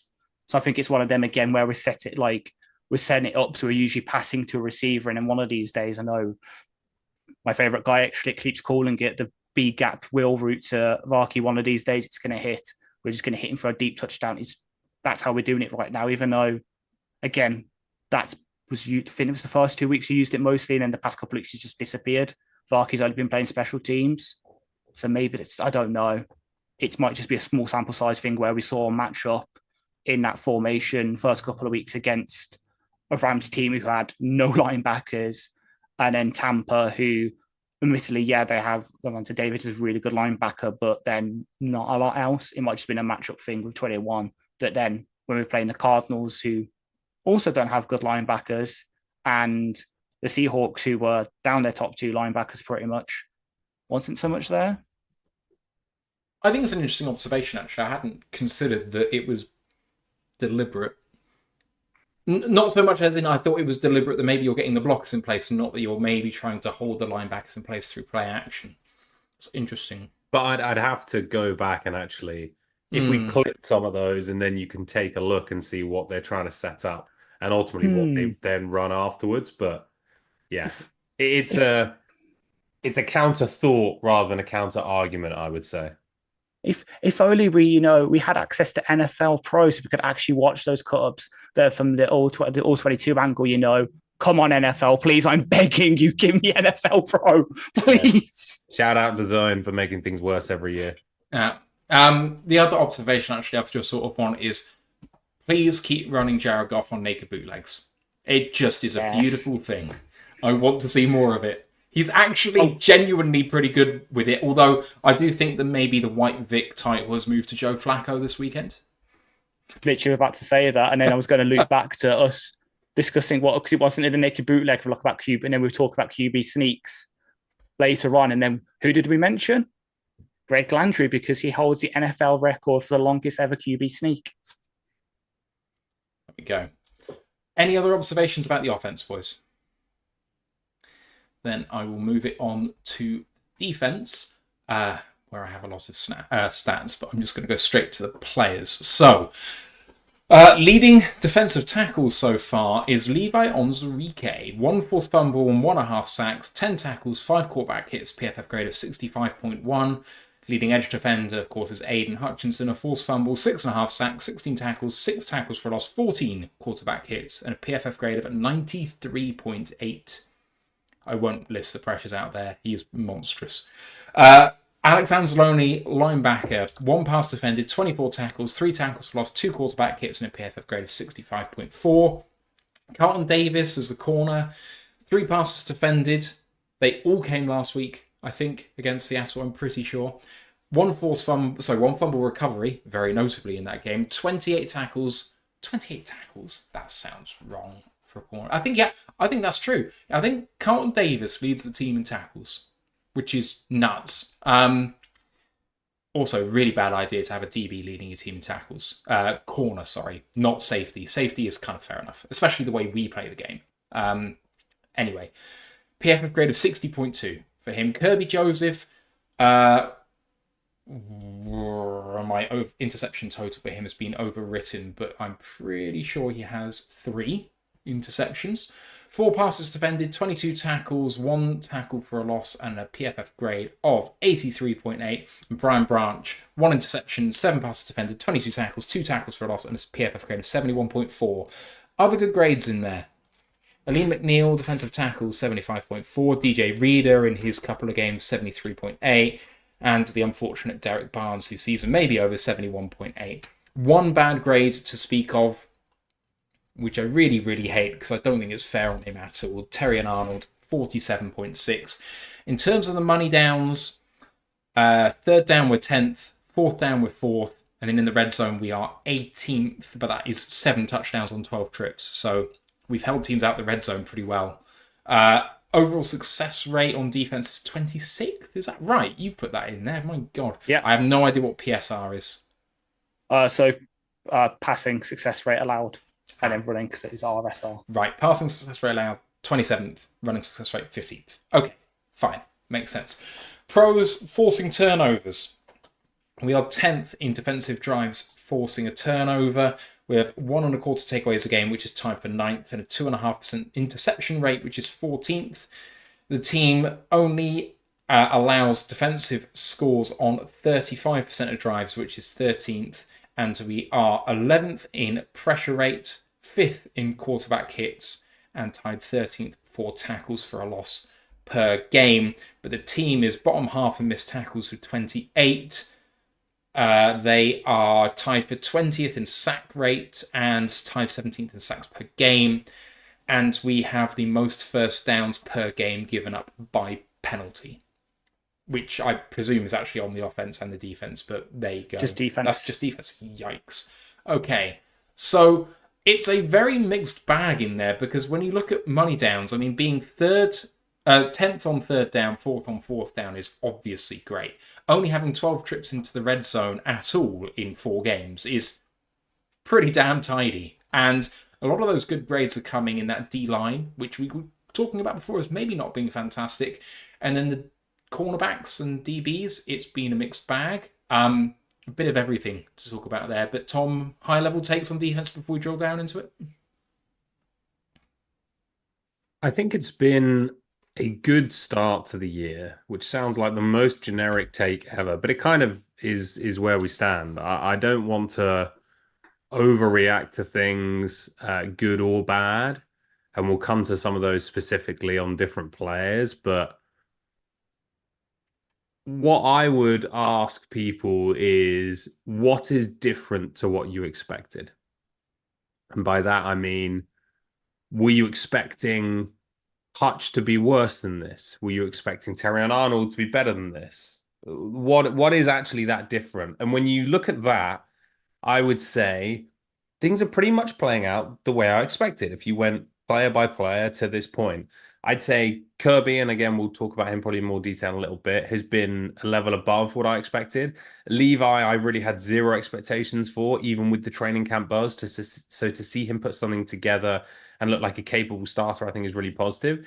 But in general, I think the defense has been about where I expected it with the influx of talent. There is still, the penalties is one thing I didn't expect. I think that is a surprise and something I'd expect to get cleaned up. We still do seem to have slight issues around execution at times when it comes to missed tackles, or my biggest kind of bugbears around finishing plays, especially around the quarterback. I don't think we do that well enough. But it's kind of what I expected coming in, maybe a little better, to be honest, but not significantly. So I'm interested from your guys' standpoint as to, do you think it's wildly different on a player-by-player basis to what you're expecting coming in? Ash? Not so much on a player-by-player basis, though. I agree, despite being Kirby Joseph's #1 fan, he's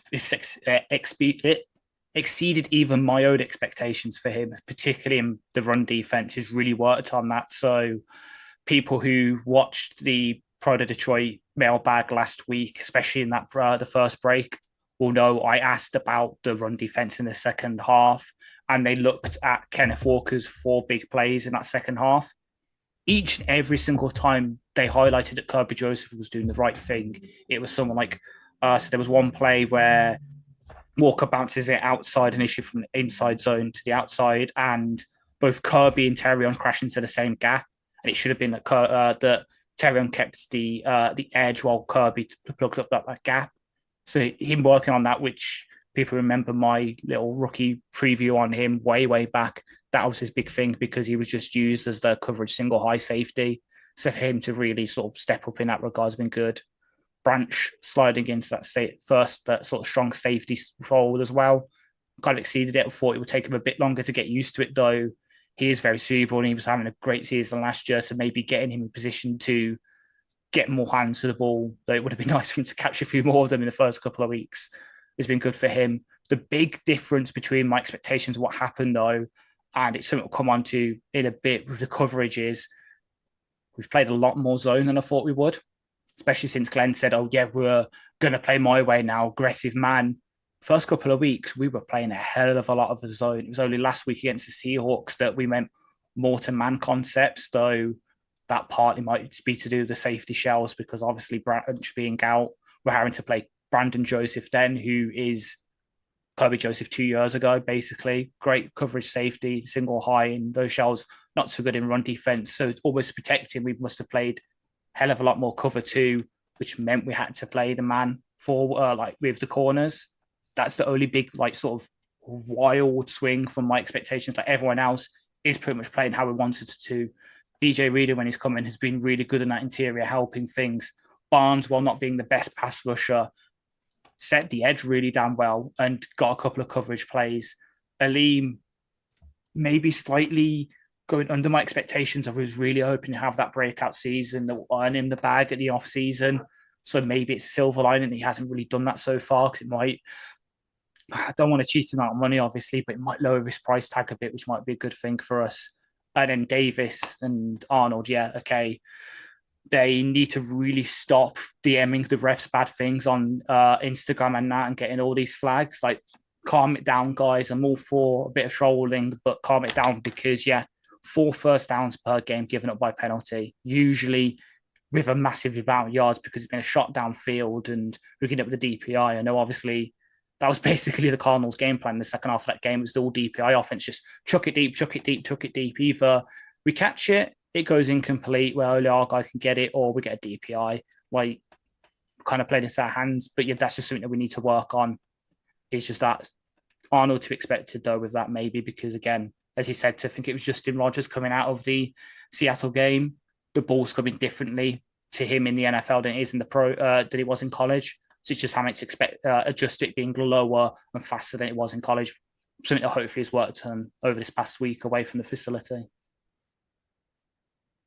I'm looking at total defense, and for me, given the run we've had, which is maybe not the hardest on paper, but on the defensive side of the ball, looking at the offensive players we're facing, I think it is a tough run, what we've had.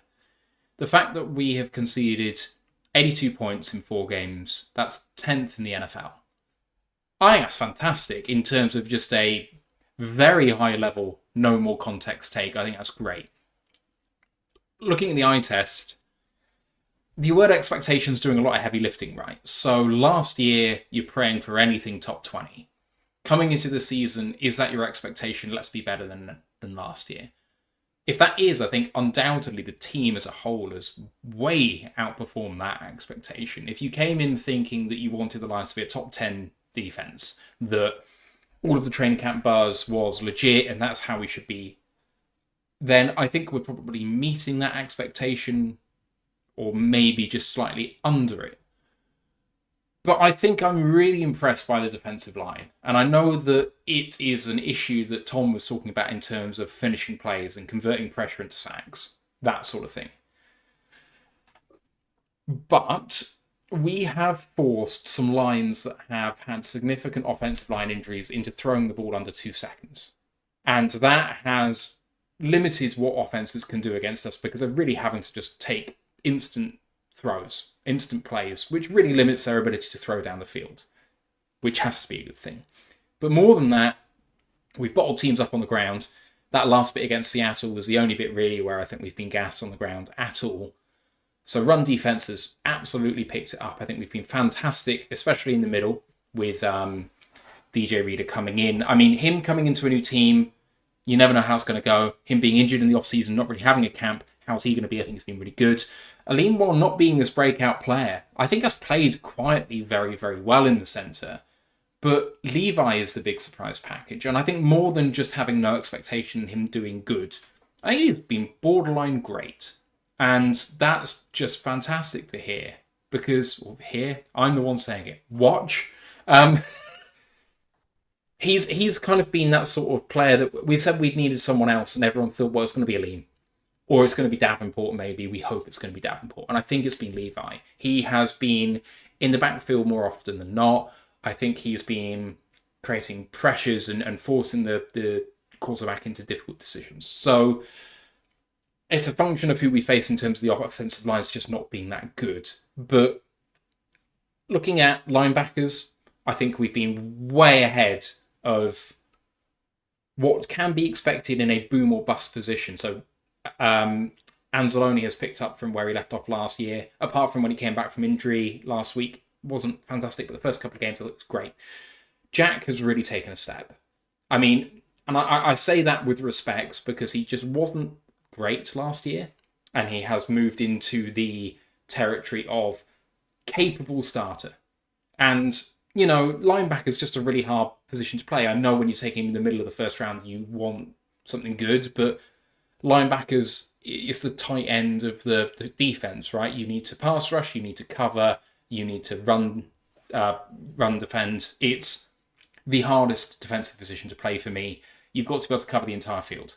And for him potentially looking slow when he's running, he reads the game really well. He wraps up really well in tackling. Being very impressed by him. Derek, I thought, well, you're right, maybe he isn't the master of all, but he definitely was able to do everything capably. He could fill in for anyone. He was very good at setting the edge. So linebackers, I thought, have done really well. And then DBs is where the conversation gets really interesting, because I think that Terrion Arnold has, for me, this will be a very controversial take unless you listened to last week, I think has exceeded expectations. I genuinely think Terrion Arnold has been a fantastic player so far. Because if you have a look at the number of DPIs he's committing, it would be so easy to kind of box score look and go, well, that's bad. Shouldn't be doing that, getting too handsy or whatever. And sure, maybe getting a bit too handsy, but he didn't get burnt like Carlton Davis did against DK Metcalf from the slot all the way down the field.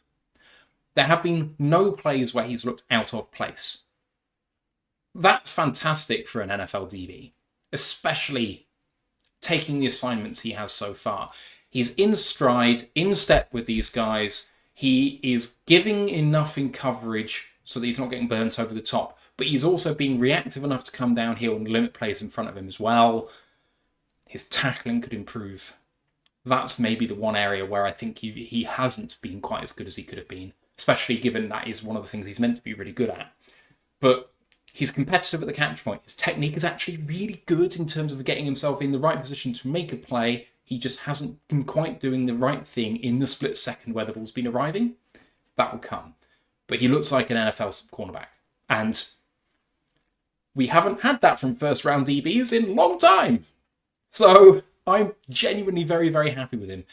And, you know, Carlton coming into a new team has been combative and has given as good as he's got. And sometimes that's bit him in the arse. But Branch moving back to safety has been a triumph.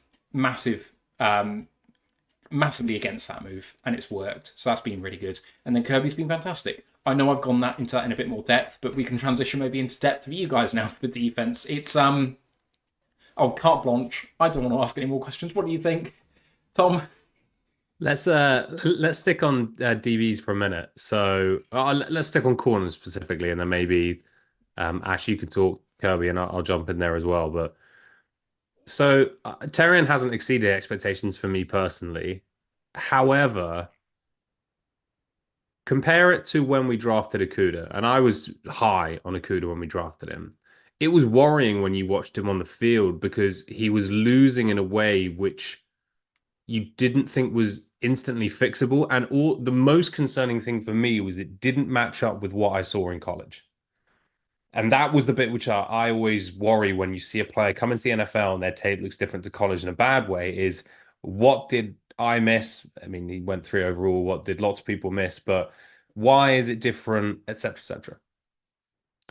Anyone who's actually watched Terry and Arnold at Alabama, this is what he was. He hasn't made plays on the ball in the same way, and part of that is a pace thing, right? In general, turnovers can come in clusters anyway, so that doesn't massively worry me. But this is who he was. And he was a guy who my biggest concern for him, because he's so twitchy, my concern was going to be, can he really run with these guys? Now, I don't think you're going to ISO him in a way which leaves him completely on an island to go follow Tyreek Hill or someone like that. And I don't think you'd ever scheme that in. And you draft him knowing that. I think he's been exactly what I expected him to be. And again, his PFF grade is being completely tanked by the penalties, which are a problem and need to be fixed. And I put this on Twitter last week or whenever it was, like we can clean that up. And if he doesn't have the kind of mental awareness to stop grabbing for the rest of his career, then that's one thing. Everything you hear about him is he is a real kind of, he's a student of the game. He's a really smart kid. He's going to work that out. But he was grabby in college. He's being grabby now, especially when you're not maybe seeing things at the same speed you used to because you're getting used to the game.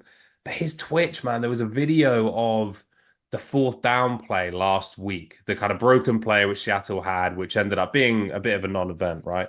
If you actually watch it from the end zone angle, the camera down kind of a sideline level, the mirroring is spotless.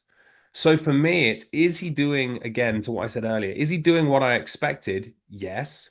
Is he losing in a way we haven't seen before? No. And therefore, I'm not saying he's going to be a superstar yet. We haven't seen that. But again, my concern level's pretty low. And actually, if you take Carlton Davis, my concern level might be slightly higher just because Dan Campbell talked when we traded him around, you had to really game plan for him. And I think when you watch the Seattle game specifically and what DK Metcalf did, we really convinced anyone's game planning for Carlton Davis right now? No. So like personally, that's more my concern because I was hoping Davis was going to be a level up and that would give Arnold a bit more protection. And I think maybe the Davis issue hasn't been as much of a deal because the safeties have played well on the back end. But yeah, that's where I sit with it is he's doing exactly what we've seen from him in college. Do I think he'll turn it around? Yes. Am I convinced he's a superstar? No, not yet, because I don't think we've seen that. But it's how someone loses and fails in the league is just as important context as what the numbers say. Yeah, I completely agree. So, like, hell, Source Garden even tweeted it. I think it was during the Seattle game that it's a little thing. So, Source tweeted, "Oh yeah, he just needs to be a bit more upright in his press sort of stance. He'd be perfect." It's tiny things, and part of it is just working out what he can get away with in the NFL because that's the big thing against going against someone like DK Metcalf is he knows how to play the rules of the game, which are already weighed in his favor to get himself even more advantages. So the one that pops up to me is the one where I think it was where Davis got called for DPI, but it's basically just Davis is sat there in a press and DK just runs into him, just runs through him.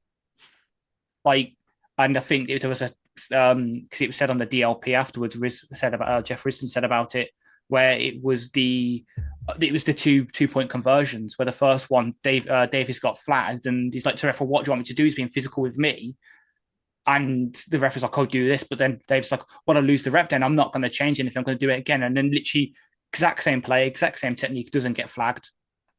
It's very much a subjective thing with these DBs, unfortunately, where right now they have to get that right to not get flagged for that stuff. Because right now, because they've seen it once, refs watch the tape and see, oh yeah, we've got to be hyper vigilant for this, and it's coming around though to all the other DBs. So to mention Source again, he's infamous for not getting these calls, but then yesterday in London, he gets flagged quite a few times, and he's like, well, usually I say if the refs don't flag it, then it's not a foul. Well, I must be fair and say it's the opposite way around. Now I'm getting flagged for it. It's just one of them of learning the balance with the corners. But then to move to the safeties, like Falcons have obviously got the best safety duo in the league with Justin Simmons and Jesse Bates. It might be hyperbole and I might be forgetting someone. We've got the second best safety duo in the league right now. if Branch comes back from his concussion all right, because Branch at that sort of slot safety sort of role where he's still able to play in the line of scrimmage, but then he's getting opportunities now to drop back and cover the centre of the field and get some PBUs. Like I know coming out of week 3, he was leading the league in pass breakups, admittedly because he got quite a few chances to get interceptions and just couldn't come down with them.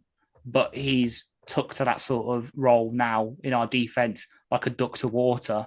And then Kirby, I don't know what he's done this off season, but the sort of bounce back from him going from year 1 to year 2 to now is immense, because year 1, no one really knew who he was except for this podcast, and we keep going on about him, and it bear fruit to the end of the year, where then for the next 400 or so days, he was the last person to catch a pass from Aaron Rodgers. Last season, people knew who he was and knew how to attack him, so he always used to gamble a bit too much for my liking. So yeah, still got a couple of interceptions. So the one on Monday Night Football against the Raiders against Jimmy G, for instance. But quite a lot of the time, because teams knew he would do that, they would show him one thing, so he'll get drawn to one side and then just hit you deep on the other side.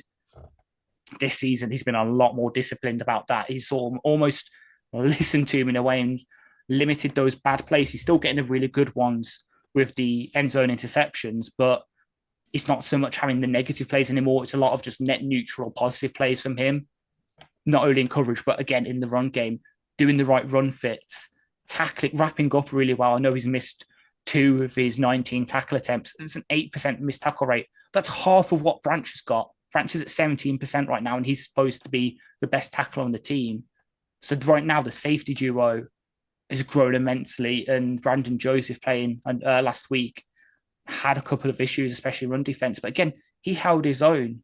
Like, he was heralded coming out of Northwest. Well, when he was at Northwestern a couple of years ago, obviously then transfers to Notre Dame, has a bad year, becomes a UDFA. We managed to pick him up. But I don't know, against Seattle, I saw a couple of flashes of the Northwestern Brandon Joseph. And if we can kind of coax that out of him, get his confidence up, and then if he comes back, which supposedly isn't going to be until after Thanksgiving now, setting him up for a run like he had last year, we have 4 safeties. Then we have 2 really good. We have a really damn good free safety and it's a capable backup.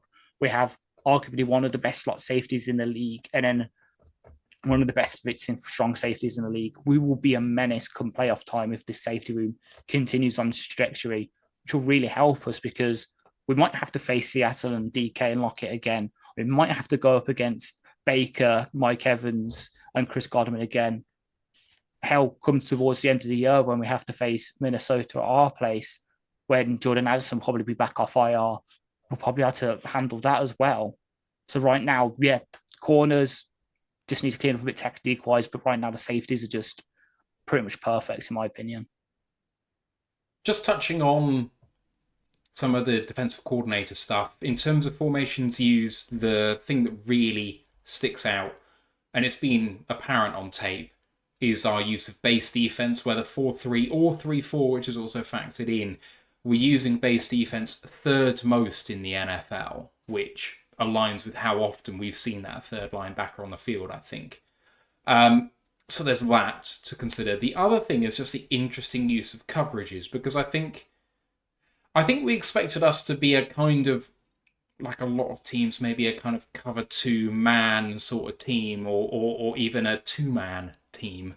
And yet we've been 28th in the NFL in cover 2, 30th in cover 3, with 12th in cover 1, 13th in cover 0, and 14th in cover 4. So this team very much, as Ash, you've noted on the prep doc, our base man concept seems to be cover 1, with Kirby single high and Branch coming down. And the base zone concept, which has been used a lot more than we thought, is kind of cover 4 quarters coverage type stuff, which has really been limiting the big plays that might be out there. And, maybe all of that has kind of just come from DBs missing tackles. Carlton Davis has been the biggest one of those who hasn't really been executing in that respect. So, given that you've made that observation, Ash, what do you think that says about what we've done? How do you think that's translated for us? Is there anything that you would change with that? Give us some kind of high level takes on that usage, because I know you love that sort of thing. Yeah. So the cover 1 I did expect. because it just puts, again, the safeties in their possessed position. Kirby is best as single high, Branch is best in the box. And so where I got this from, which is the Substack I subscribe to that looks at all this. People in our Discord all know on Wednesday I just dump in like 20 million charts showing all this. It's very hard to read. So I've tried to condense it down. But he supposed on his Substack, he predicted it. So supposedly what we're doing is the same kind of formula that the Jets have been doing the past couple of years. Their base man concept is cover one. Then surprisingly, despite Salah coming from a Seattle free heritage, they use quite a lot of cover four. So we've basically been using their defensive game plan, which has been a shock to me because I would have thought if predicting cover one, I was predicting cover three would be our base zone concept, because basically all you're doing then is you're dropping the two corners from being in man coverage into deep thirds. Kirby is still doing his thing. Branch is still in the box, basically the Seattle free, where Kirby, and I have used this comparison a few times, hopefully doesn't have the off the field issues like this person did, but Kirby playing the Earl Thomas role and then Brian Branch being a better Cam Chancellor somehow. Like Cam Chancellor is basically, I know. So I'm going to explain it. So Cam Chancellor for me is like the prime version what if he could be if he didn't have the injuries. Always a hard hitting safety, was good as a blitzer, not so much in coverage. Branch is way better than Cam Chancellor was in coverage for me, though I might be misremembering because I haven't seen Cam Chancellor for like 5-6 years now. So I might have to go back and actually just eat some crow on that. So it's kind of been a shock that we've been less cover free. But yeah, the big shock has been the fact that we haven't been so high in cover two. Like that was our bread and butter last year as a man concept with CJGJ when we had him, then Iffy and Kirby in a sort of dual shells, because that's what the Saints ran a lot. They were quite cover two heavy when Glenn was there, DC way back. Now with Dennis Allen kind of taking over as head coach and Ryan Nielsen, the old Falcons guy coming in, they've gone to more cover three because Nielsen, by way of Dan Quinn, comes from Seattle free, so they've used more of those concepts more recently. So this sort of transition away from that 2 quarters to limit the big plays has been kind of good. Like I've noted on the doc, obviously the Carl Davis missed tackle week 1 that led to a massive gain. But other than that, we haven't really given up too much deep other than when we've missed a tackle. So quite a lot against Seattle, unfortunately, in that second half. A bit against Arizona on that first drive where Kyler just juked out a couple of defenders, was able to get a couple of big runs. But for the most part, we have limited those big plays with our coverages, which has been good. And hopefully having Branch back will help the missed tackles. We might be able to start mixing in a bit more cover too, because he's like start be able to get some of those free safety looks in the dual shells, use a bit more cover free if we really want to protect the deep, coming to the end of the games with Arnold and Davis, getting them in better positions. But right now, I'm pretty happy with the coverages, except for obviously, as I said earlier, I thought we were playing a bit more man than we're playing because we leaned heavily on zone the first couple of weeks and it wasn't the best. It's not what Arnold or Davis are best at. Tom, just to frame this in another way, we all know our favourite pundit Mel Kiper has said that deep cover two-man is ruining the NFL. And yet we are playing our base defence top 3 in the league. And we're doing it facing 11 personnel, second most in the NFL. 77% of the time we are facing 11 personnel. Obviously, when you're in base, you might be matching 12 personnel, 13 personnel, a bit heavier formations. We're doing it against 3 wide receivers more often than not. And we're doing it, and then we're blitzing a heck of a lot too. 5-man rushes 20% of the time, 6-man rushes 9% of the time. That's 10th and 3rd in the NFL respectively. So we're doing a lot of non-traditional stuff against formations that you would traditionally act differently against. And we're 10th in terms of points allowed. There's not really a question at the end, but it is more of a statement with a kind of, and now you fill in the gap. Yeah, I mean, when I was looking at those numbers, and admittedly I don't have the data, Ash, but I do think it's interesting that there's no... It's basically saying that we don't run cover 2 or cover 3. But it's not like we are... I mean, none of those coverages we are running within the top 10 versus the rest of the NFL.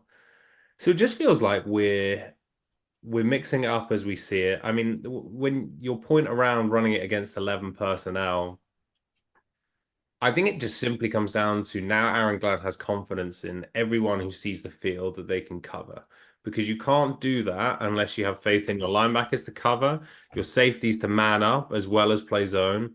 You need to have guys that have the flexibility to do all of it. So what it says to me is Aaron Glenn is very confident in the players he has got on the coverage side. And will match up with whatever kind of the offense throws at us. I don't know if you said you were surprised or not on this.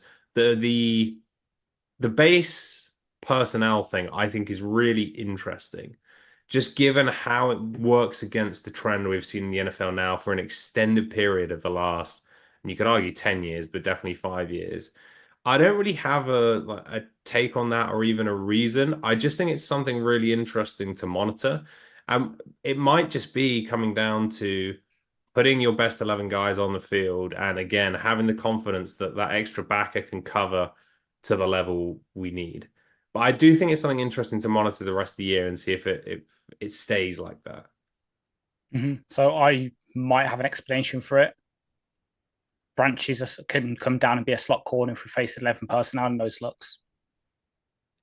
It's like you say, getting the best 11 on the field. Usually that would be Barnes. I think that I'll have to double check, but because unfortunately the website, the Substack I use for this, had a bit of an issue last week with their data, so the data was a bit off, so we couldn't track like all the formations and that. But I wouldn't be surprised if you look at last week, we played a lot more nickel facing the Seahawks because Branch was out. So Meek probably would have an uptick in snaps.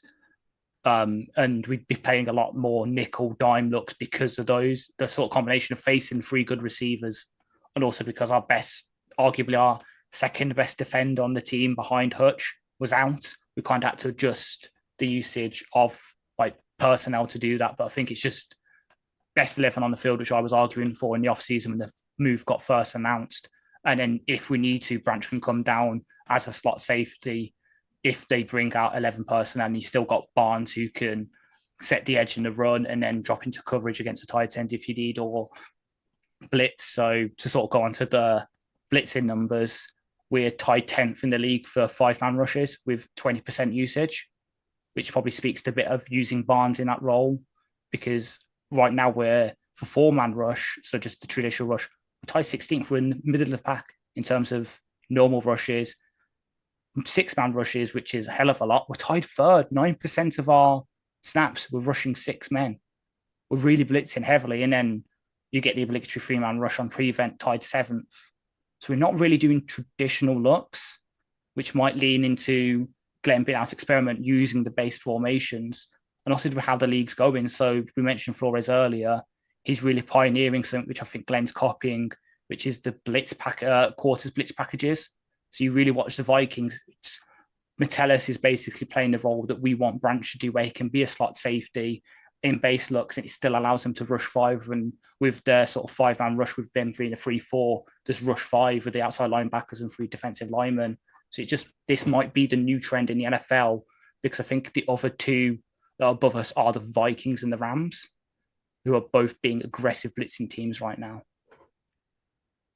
I think this formation change is how Glenn sees the team going forward in terms of it being complementary defense and pass rush versus coverage. Now that he has 3 DBs in coverage, which he feels like he can trust, when the first season came in, he wasn't trusting them at all, which really harmed the pass rush, which means that although we were giving the coverage help, it kind of didn't matter. We've gone totally the opposite way around. We're putting the corners and the safeties on an island in the hope that the pass rush is going to get there to protect them. So that is meaning Branch coming down with Kirby, Davis, and Arnold on islands. And that has drawn the DPIs because they are the last lines of defense. There is no one behind them. But what it has meant is that you're bringing that 5th guy in terms of, and I won't say the Sam, because I don't think it's borne out by that. One of the linebackers is coming down as a pressure player. So if you have a look at PFF in terms of pressure snaps, You have Barnes with 30 versus 41 in run defense and 49 in coverage. So about 25% of the time he's coming down in terms of trying to get pressure on the quarterback. But with Jack Campbell, he's at 21 snaps. He's on the field a little bit more, so the percentage is a bit down. Anzalone's on 19. Again, a few more snaps, so the percentage is a little bit down. So it is more often that Barnes is coming as that pressure player, but Campbell or Anzalone with Barnes in coverage also happens. And because you're rushing one of those three, and the opposition doesn't know which one of them it's going to be, you're creating phantom looks. The quarterback has to think about it a little bit more. And because Hutch is being so consistent on one side, you're either doubling up on that side, forcing them to go one way into coverage, which you're then rotating, or you're putting them on the other side, which actually is creating tension in the centre, which is why Levi has so many pressures, because he's getting one-on-one in the middle. Levi has 16 pressures so far this year on 187 snaps. Hutch has 40 and 248 snaps. So Hutchinson has played 35% more snaps than Levi has, and has about double the pressures. Obviously, Hutch is therefore executing a lot better, but Levi's getting an impressive number of pressures from the interior, and I think it's because their defensive line is getting stressed, whoever they are. Their offensive line is getting stressed, whoever they are. I think it's working very, very well, but what it does is it says to your corners, good luck, you're out there, and we trust you, and if you have to cause an interference to stop a really big play, fine. And I don't know, I think we've been stopping drives in their tracks. So I think this is going to be a long-term thing. I don't expect us to change. The thing about it is that Barnes is a really good pass rusher. I won't say he's exceptional because he's not, but he can do a little bit of everything. And when he's not in the team able to do that, what does the guy who comes in do? And actually, when Rodriguez comes in, I mean, he's like Barnes light, right? In terms of maybe he's a little bit heavier, but otherwise he can do a little bit of coverage, he can do a little bit of pass rush, as shown by the sack last week.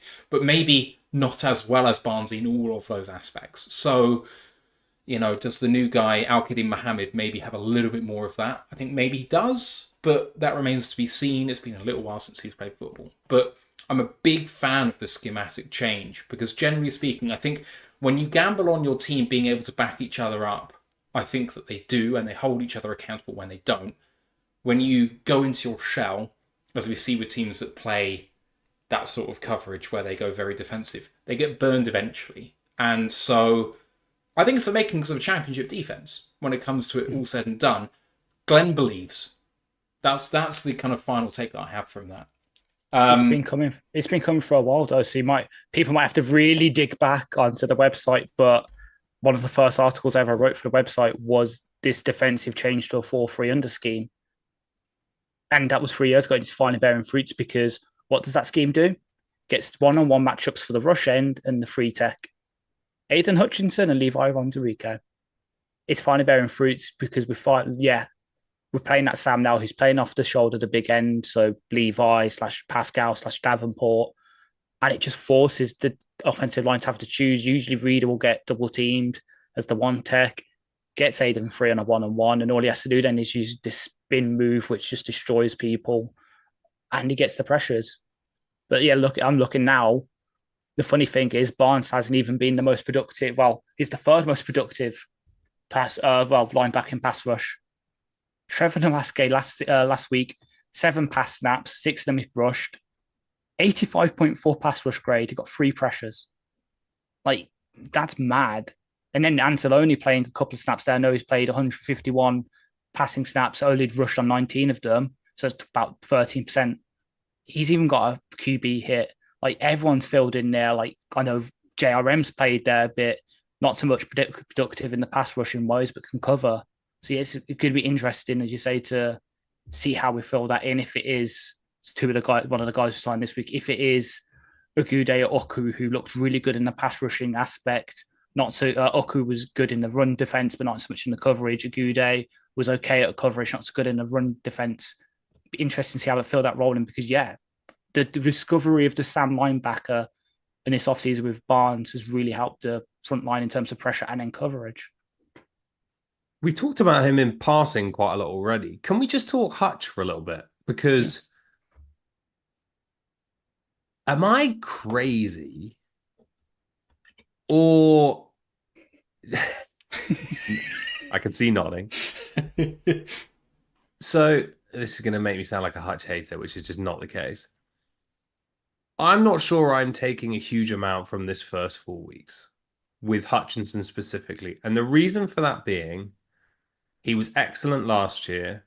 And my biggest question with him as a player is what he can do against top tier tackles. I know that he can make a mockery of average and below tackles. What I need to see is that he can really impact winning when we are playing a really good offensive line and when he's going up against the top tackle. I don't think we have any evidence from the first 4 weeks which suggests he can or can't. And so whilst obviously the numbers are crazy and it's been super fun to watch, I don't look at this first 4 weeks and say Hutch is a completely different player to what he was last year.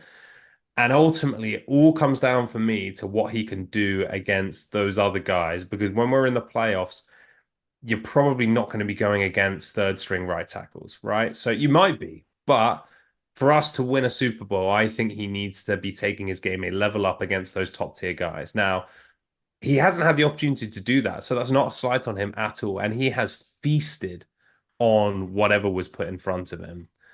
All I'm saying is I need to see it against some of these better tackles before I suggest that he has taken a giant leap this year, even though his numbers have taken a giant leap. Does that make sense? Yep. On board, totally understand. He hasn't had the opportunity to show what you want from him, and I'm absolutely fine with that. I think the only thing that he can do is then wreck who's in front of him, and we can say, well, there's no evidence to suggest that he's not who we hope he is. Because if he had... I mean, let's say if he had this number of pressures that were put in first in the NFL, or joint first in the NFL, that we wouldn't be worried. The fact that he's blown it out of the water is somewhat encouraging. I think that I have seen him add a little bit more in terms of pass rush to his arsenal in terms of counter, which maybe would go to say that I would hope that he can show that against the top tier tackles because he's going to have to use that a bit more. But when you only had one 100 pressure player ever before last season, the fact that he has 40 in 4 games and he's on for 170 this season is borderline ridiculous. And I think the thing is, in some of these close games that we've had where the offense hasn't been firing as much as you'd like, and maybe the defense is giving up a little bit in terms of DPIs and whatever, that he has been affecting the quarterback in ways that you'd like to see. Maybe he hasn't converted as many pressures into sacks as you would like, but he has been forcing quarterbacks into hurried throws, which have caused interceptions. So he's been a big factor in why we're 3-1. And let's see what the next 4 games bring, I guess. Yeah, and that's exactly it, right? Is he has done, I mean, again, PFF grade supports this, right? But he has done everything he can to this point, and he's been incredible. All I'm saying is that for me, if I think about, I mean, actually, I was going to say Nick Bosa, but I don't think Nick Bosa has necessarily done this to the same extent over the last couple of years versus what he was doing 3 or 4 years ago. But for him to be in that, like, is he the best pass rusher in the league conversation for me, I just want to see him do it against other guys. In the same way that you see, like, it doesn't matter who is in front of Myles Garrett. He is getting to the quarterback. Like, it doesn't matter. Yeah. I'd say TJ Watt's probably pretty similar to that as well. Like, that's what I want to see, because that's what I'm really hopeful for Hutch. And it's very much just a wait and see situation because he's been incredible so far. Yeah. And to sort of go on to Matt's point just about he's got a whole pass rush arsenal. I mean, this is done off last season, but this is something I posted in Discord like weeks ago. This guy charted every single pressure from an edge rusher last year. Like, that's me having no spare time kind of thing. That's the extreme. Guess where Hutch ranked in terms of pass rush diversity last season? First in the league. I know, obviously, everyone focuses on this spin move that he has, which is great. and he's currently the top pass rusher with spin move according to PFF with one of their new metrics they came out with. It's all fancy, but this is a guy who can do everything. I think people hyper focus on the spin move because it's so damn effective. Like, it's the best spin move in the NFL, and so it's easy to call him a one-trick pony because it's the thing that you watch when he's on his way to the quarterback. I mean, it's so good. I think he's making a play for Dancing with the Stars. Like, he's incredible on it. So, sorry to hijack, but yes, carry on. Well, you say that. He was literally asked about the spin move, or I think it was after the Cardinals. And what did he credit? The fact he used to do dance when he was younger. And then he also credited to Real Williams because last season he would always do it to the outside. And Williams is like, no, now you need to start doing it to the inside. And you've seen it a couple of times where he'll get to the tackle, feint to the outside, and then just suddenly spin into the inside through the C gap, the B gap, and then get to the quarterback for a pressure. Sometimes it doesn't wrap up, but he's getting there. And then there was I think there was one last week against a Stone Forsyth where he, admittedly, again, it was late, it wasn't a sack, but he drove him so far back that then he just chucked him into Geno afterwards. Like, he's got such a pass rush personal. So when it does come to him come against better O-lines, which obviously might not be this week, but it might be like Brian O'Neill in a couple of weeks and a couple of guys later in the season, he'll have those sort of moves set up. So then he can feint with a spin move and then suddenly go for a swim count or something and beat them. Like, that's the good thing about it now is because he can just go spin move, spin move, spin move later in the season when he goes against, I don't know, maybe face the Bucks again and we put him on Tristan Wirfs because of a matchup.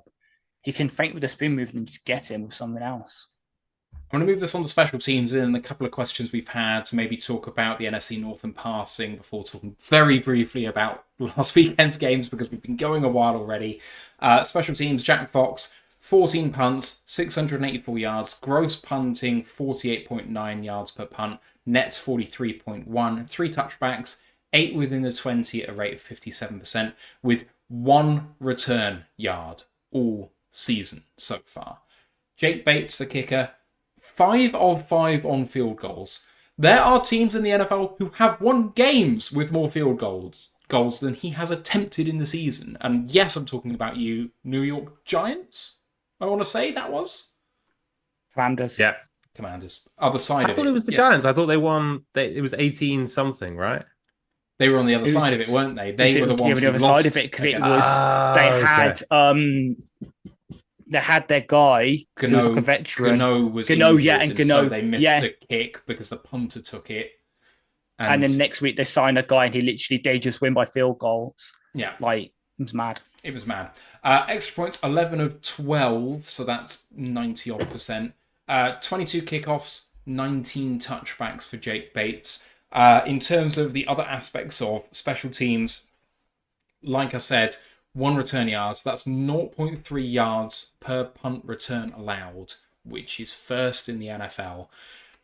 We have the best opposition average start yardage at the 24.8 yard line. I'm pretty sure that's because we are so good at punting in terms of knocking them back, but also we don't give up anything on a kickoff because we rarely allow them out. So they're always starting at the 30, and then with the punts added in, they're way back. 24.7 yards per kick return allowed, but I mean, we've only had 3 kick returns, so that's not really much.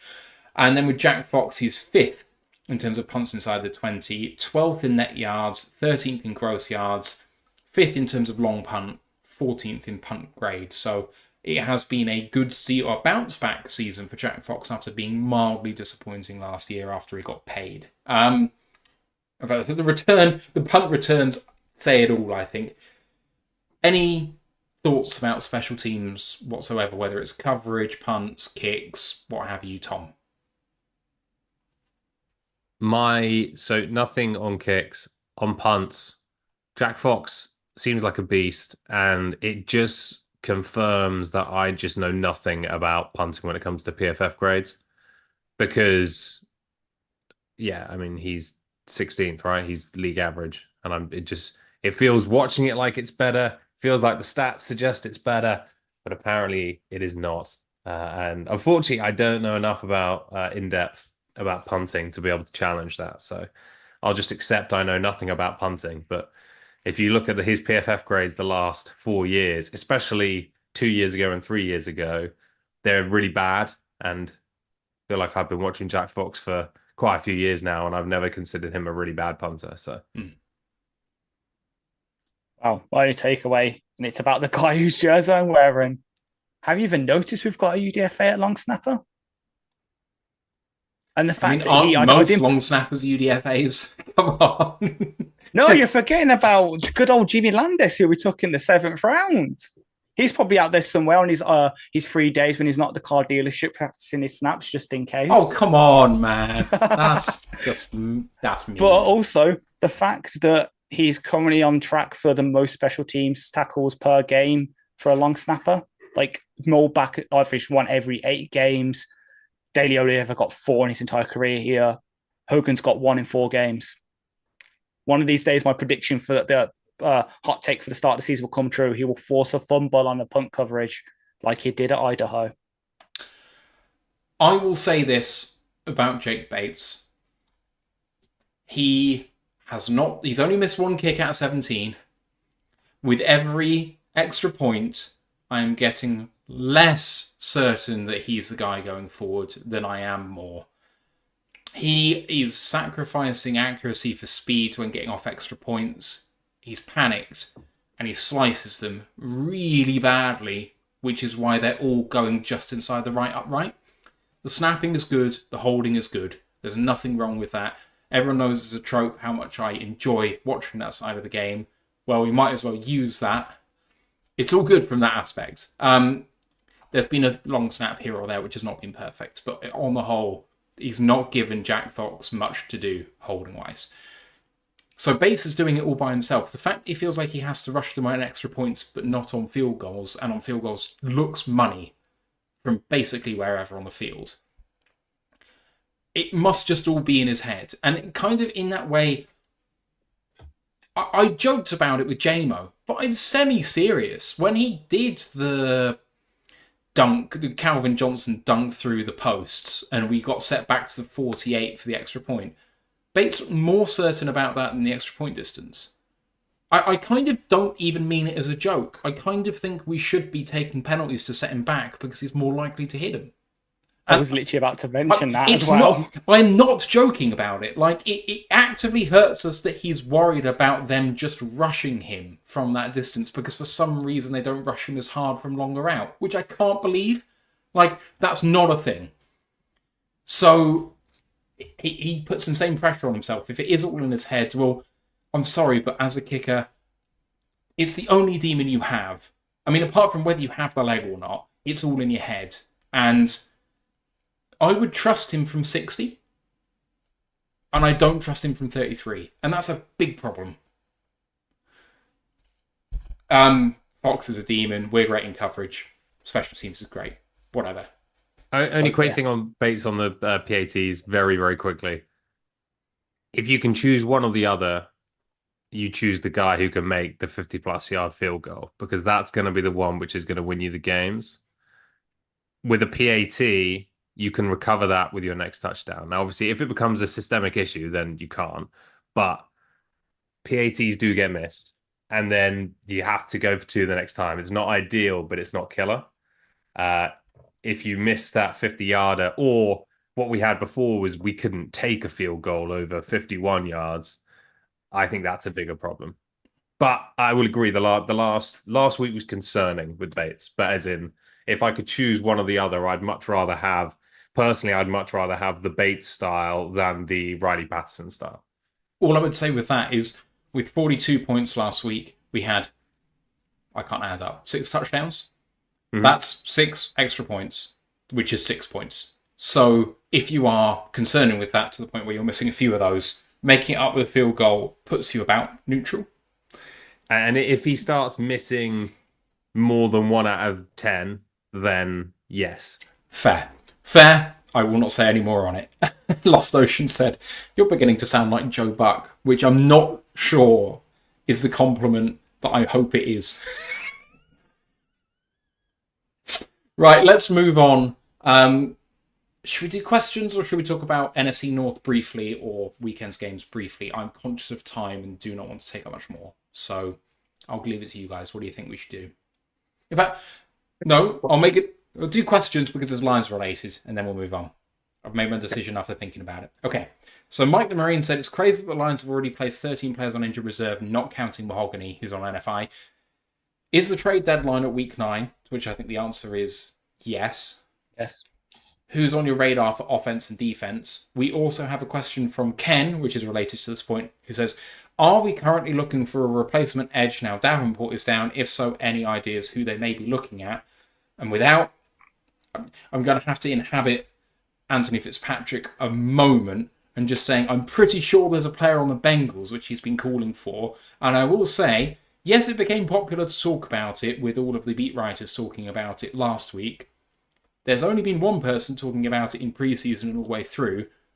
Ant wants Trey Hendrickson. And if the Bengals continue to lose, the fact that he wanted out in this offseason might mean he very much is on the market.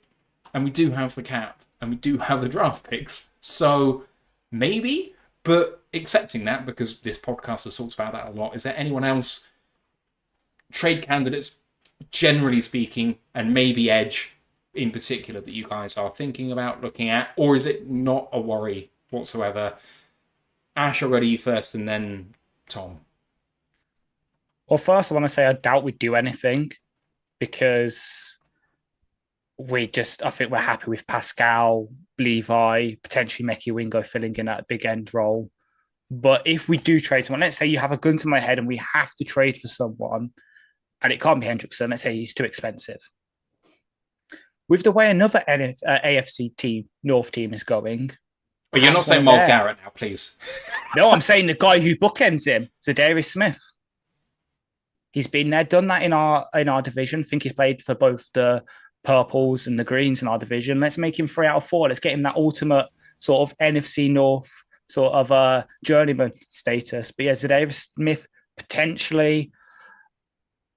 Oh, if this was a couple of weeks ago and he hadn't torn his Achilles, I would be screaming for JJ2 just to wind everyone up. Unfortunately, that's not going to happen despite the Jets, excuse the pun, crashing and burning in England. But yeah, I really doubt we'd do anything. Like, look at what we've just done this literally earlier today, signing 2 potential Sam guys. I think we're just going to stick with the guys we've got, rotate guys in, and help look at the draft next year maybe for that guy. That's why a couple of weeks ago I asked Anton Wright to maybe look at some late first round edges to look at, because that really does seem like a need right now. Tom?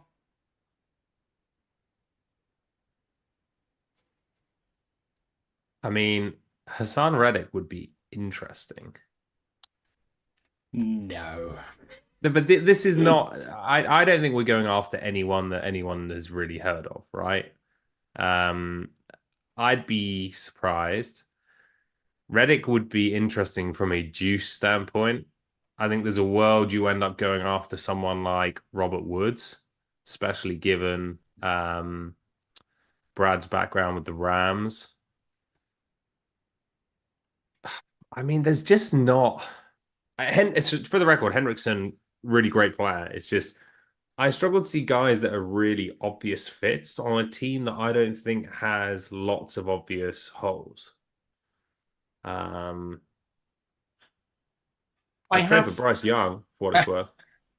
You would? Yeah, I mean, I wouldn't, because they wouldn't give him up for what I'd want to pay. But well, 7th for absolutely have a go with Bryce Young. Like, Carolina is an absolute dumpster fire, and he has put stuff on tape in the past. So anyway, that's a... It's not even tongue-in-cheek. I would absolutely trade for Bryce Young, and I would deal with the consequences. But it would obviously be a late-round pick. I've just thought of another guy. Go on, Josh Sweat from the Eagles. They've just paid Bryce Huff, and they've got their first-round pick from last year, Nolan Smith, sitting on the bench. If they carry on being meh, if God, why is their QB's name just gone? Jalen Hurts. Jalen Hurts keeps being shit, and they don't really win much games. I could see them maybe be sellers at the deadline because they're an aging team. Their window is closing. Could be a like mid-round pick swap for a guy who has had some production in the league over the past couple of years. Hasn't exactly been a number one rusher, but has been a consistent 4 to 6 sack guy in the league. That might be just enough opposite Hutch to give him some opportunities. The only thing, just to quickly wrap up as well on Hendrickson, is Hendrickson really a fit for the Lions? Yeah, I think so. Gets home, and again, I don't watch loads of Bengals football, but I don't think it's like it's a Crosby situation where he's an absolute beast against the run. I thought his run defense was kind of bang average, isn't it?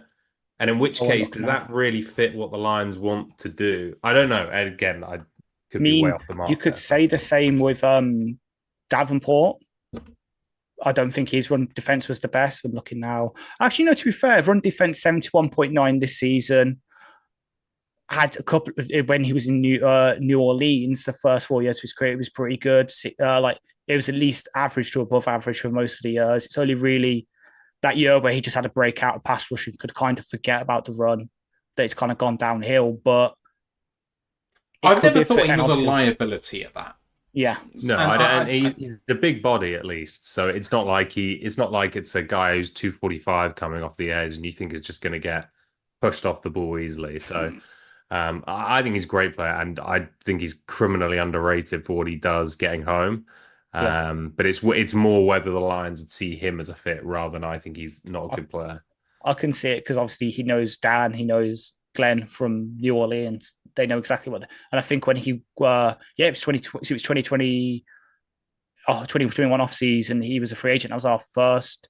They're like sort of the end of their first season. I think we were in for him, and obviously he just got the bag from Bengals. Like we were linked heavily with him after that breakout season, so it could be a reunion of sorts and the ending of those stories from a couple of years ago where every man and their dog was linking us with him because obviously the knowledge between both sides. I have one name to provide, and it is a Lionsy move that is particularly uninspiring and therefore I think entirely realistic in terms of cap, in terms of draft capital given up, and in terms of similar players who have had injury for us. It's on a team that is bottom of the NFL in terms of being 1-4, and that team is the LA Rams. And that player is Michael Hoyt. I think that he is John Kaminsky, kind of. And I think that the team kind of feels like they're missing a guy like that a little bit. But also, and I know that he didn't do very well with it when he was playing at the Rams, especially we took advantage of it with Sam Laporta. He does sometimes play outside. So he's not a great Sam fit, but he is an interesting big end guy and fills something that I think the team feel like they're missing. So if the Rams bottom out and he's available for a pick swap or a 7th, I think it's something that the team will consider. But that is very low end, boring move. I don't think the Lions are going to be making any moves that shake the foundation of who we are, unless a team that no one expected to be bad, like the 49ers, decide that they're up against it with the cap and that their season is going to pot, and they might put some unexpected players up for trade. Because they're the sort of team where they really have kind of put cap against it. And, well, they're 2-3. I mean, they're second in the West, but they're below 500. And this season is almost a worst-case scenario for the 49ers. They're expected to be the favourite in the NFC. They've beaten a bad Jets team, and they've beaten the Patriots. And they've lost to the 1-4 Rams. And they lost yesterday to the Cardinals in the most ridiculous fashion. And, I mean, their season ain't easy. They are facing a first-place schedule. They've got Seahawks, Chiefs, Cowboys, Bucks, Seahawks, Packers, Bills, Bears, Rams, Dolphins, Lions, Cardinals. I'm questioning whether the 49ers go to the playoffs. I think the NFC is stronger than people thought it was. And when you have teams like the Commanders looking like they are, you might get 3 out of the East if the Cowboys and the Eagles pick it up a little bit with the Commanders doing what they're doing.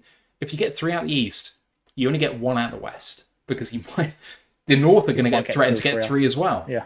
So only the winner from the West comes out, and right now that's probably Seattle, even with how banged up they are. And hell, it could be Arizona with the way they're playing. So I don't think there's any reason to think that the 49ers are getting out of that division. And then what do you do? Because the 49ers are strong in some areas and not in others. I mean, could Leonard Floyd be available? Could Nick Bosa be available for a King's ransom? But, they might blow it up. They have invested a lot. They paid shit players like Javon Hargrave to come in, and they just can't afford their team. Like, you had to look at what they did this offseason in terms of fucking around with players like Ayuk, and Debo's obviously had a similar problem, and they just can't pay everyone. They are where we will be in 2 years' time in terms of money, and they have to do something about it. I think that's where this is more my philosophy when it comes to team building. But if you think about specifically the trade deadline for me is about replacing an urgent need, either because you misjudged a roster or more likely you've had someone, a big player injured. Or if you're trading for people, it's because you are failing in identifying talent within your building via the draft. Now, the Lions have money, but they have money to spend on their own players. I just really don't see a world that they are going to, unless there is just a guy who they are happy saying, we will take Trey Hendrickson, and I'm sorry, Aline, there's no way you're coming back because we think that that's for the best of the team. I just don't see a world where we're going to be active there. And I think it's something you do when you start missing on talent in the draft, which obviously we have not done yet. That makes utter sense to me. Cool. Okay. There was one more question, which was from Brent, who asks, Wingo has been catching my eye. Do you think he has an increased role against the Cowgirls? I can see it. Especially if Levi's playing more that big end role, you need someone to sort of fill in on the sort of third down pass rusher role next to Liam on the interior. So I can see it. Like, let me have a look how many snaps he's played. I know it's been about 10 snap a game kind of guy. Wingo, 74 snaps, 4 games, so almost 17 a game. 16 a game. Yeah.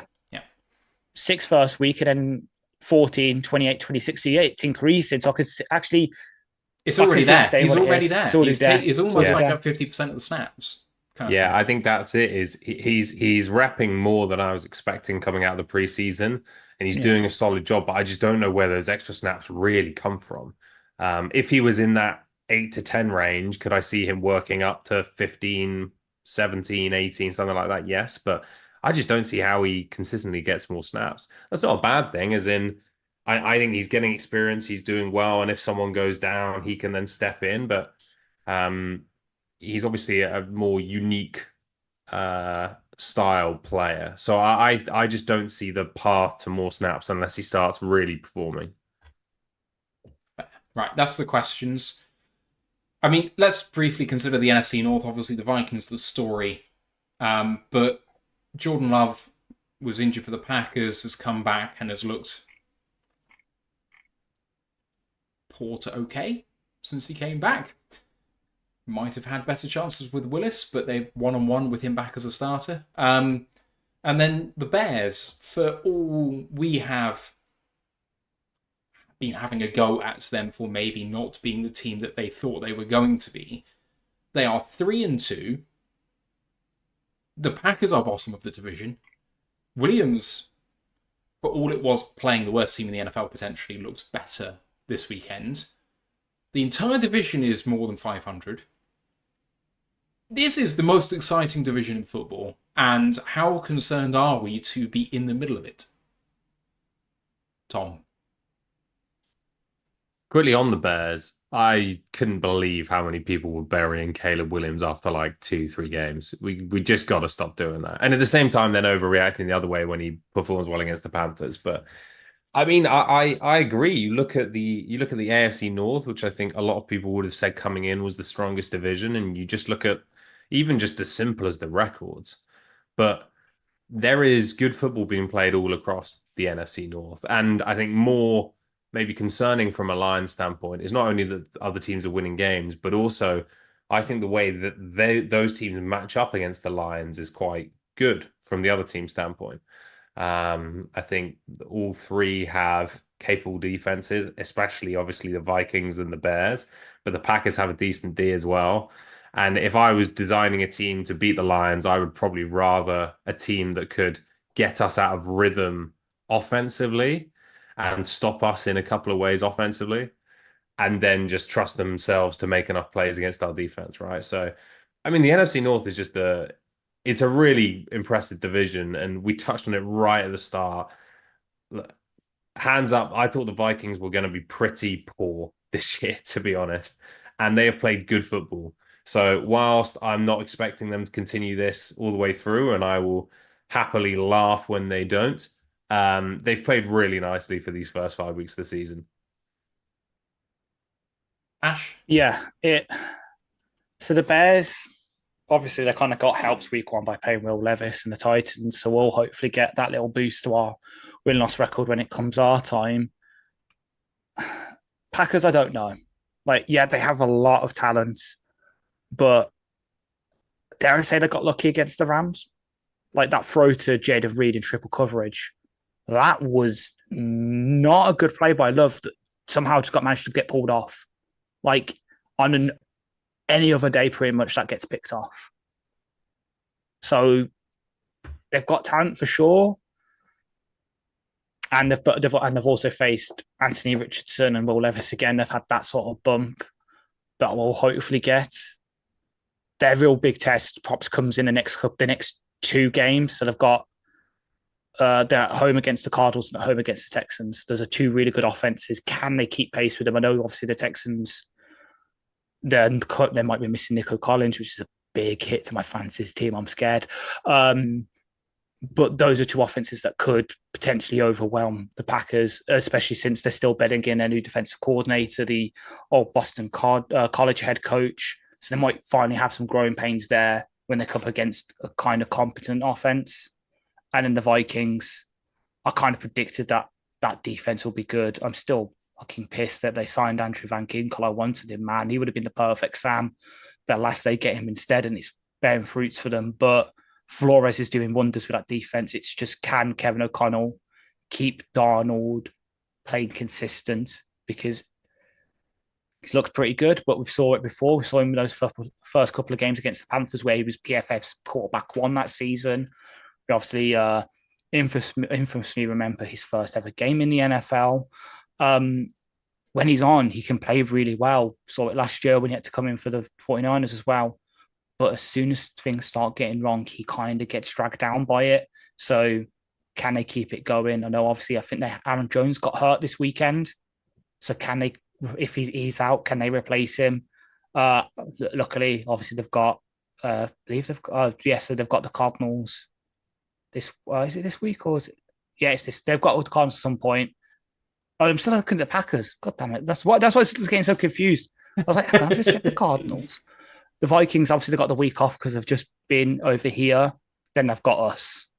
Like, that could be a real sort of statement game. Can we condemn them to their first loss, kind of drag ourselves back up to it? Or do we lose and kind of give them the 6-pointer, to use the cliche from over here? Can they open a 2-game lead on us? And honestly, from then on, obviously they're playing the Rams, the versus the Colts, the Jaguars, they've got the Titans. Those are 4 winnable games. They could enter their next divisional game, which will be at Chicago. Like, honestly, they could be defeated if they beat us. But if they lose to us, the wheels could start falling off for them. So it's really up to Darnold. Can he keep it continue for them? Can Kevin O'Connell still call good plays with Justin Jefferson probably going to get triple covered? Can the return of TJ Hopkinson against us potentially give Donald another safety valve. This Vikings team reminds me of the 13-4 Vikings of 2 years ago, apart from they are perhaps justifying the wins a little bit more than they were in that season where they were exceptionally lucky in one-score games. This team deserves to be 5-0. However, they showed me enough where they almost shat the bed against the Packers in the second half where there's fragility there. And I really want to see what happens when they stack a couple of losses in a row. That's one great thing that we have not had to deal with the last 2 years, is 2 losses in a row. But I think this Vikings team will lose 2 in a row. And how do they deal with that? Can they deal with that? I don't think this team is built to deal with it. So it's all well and good winning in September and early October. Can you win in December is my question for that team, which has been the one that it also had to face 2 years ago where it lost to the Giants in the wild card. No, Giants in the... It was the wild card. Yeah, I think sure. so. Yeah. So that's my question for them. The other teams, I'm just not worried about. I just don't care about the Packers and Bears. I think they will be potentially more than 500 teams. And I think it might be one of the few 9 and 8 teams to miss out will be the 4th place team in the North. But I just think we'll be great. I don't see the Bears being good enough this year. I just think that they're frisky, and I could see them even getting a game against us and getting a game against good teams every now and again, but I don't see them as a threat. The Packers, it reminds me a lot of last year. I think whereas the Vikings are overperforming and will come back down to earth slightly, I think the Packers will probably go up a level and will be a contender for the division alongside us as well. So I think that each of those 3 teams could make a run at the division. Okay. Very last thing is just to look back at last weekend. I won't go through every game like we normally do because we have been on for too long. But there were some pretty cool games out there, and I just want to pick out... I'm not going to talk about the London game. I'm going to pick out Baltimore-Cincinnati as just a really mad one. And then also the Bills game, Bills-Houston, as totally nuts. I mean, with the Baltimore game against Cincinnati obviously... I say obviously, people may not know. They are second in passing success rate, or second in offensive success rate in the NFL. And they're just losing games somehow, even though their defense is not playing really badly. They're not playing as badly as they were last year on defense.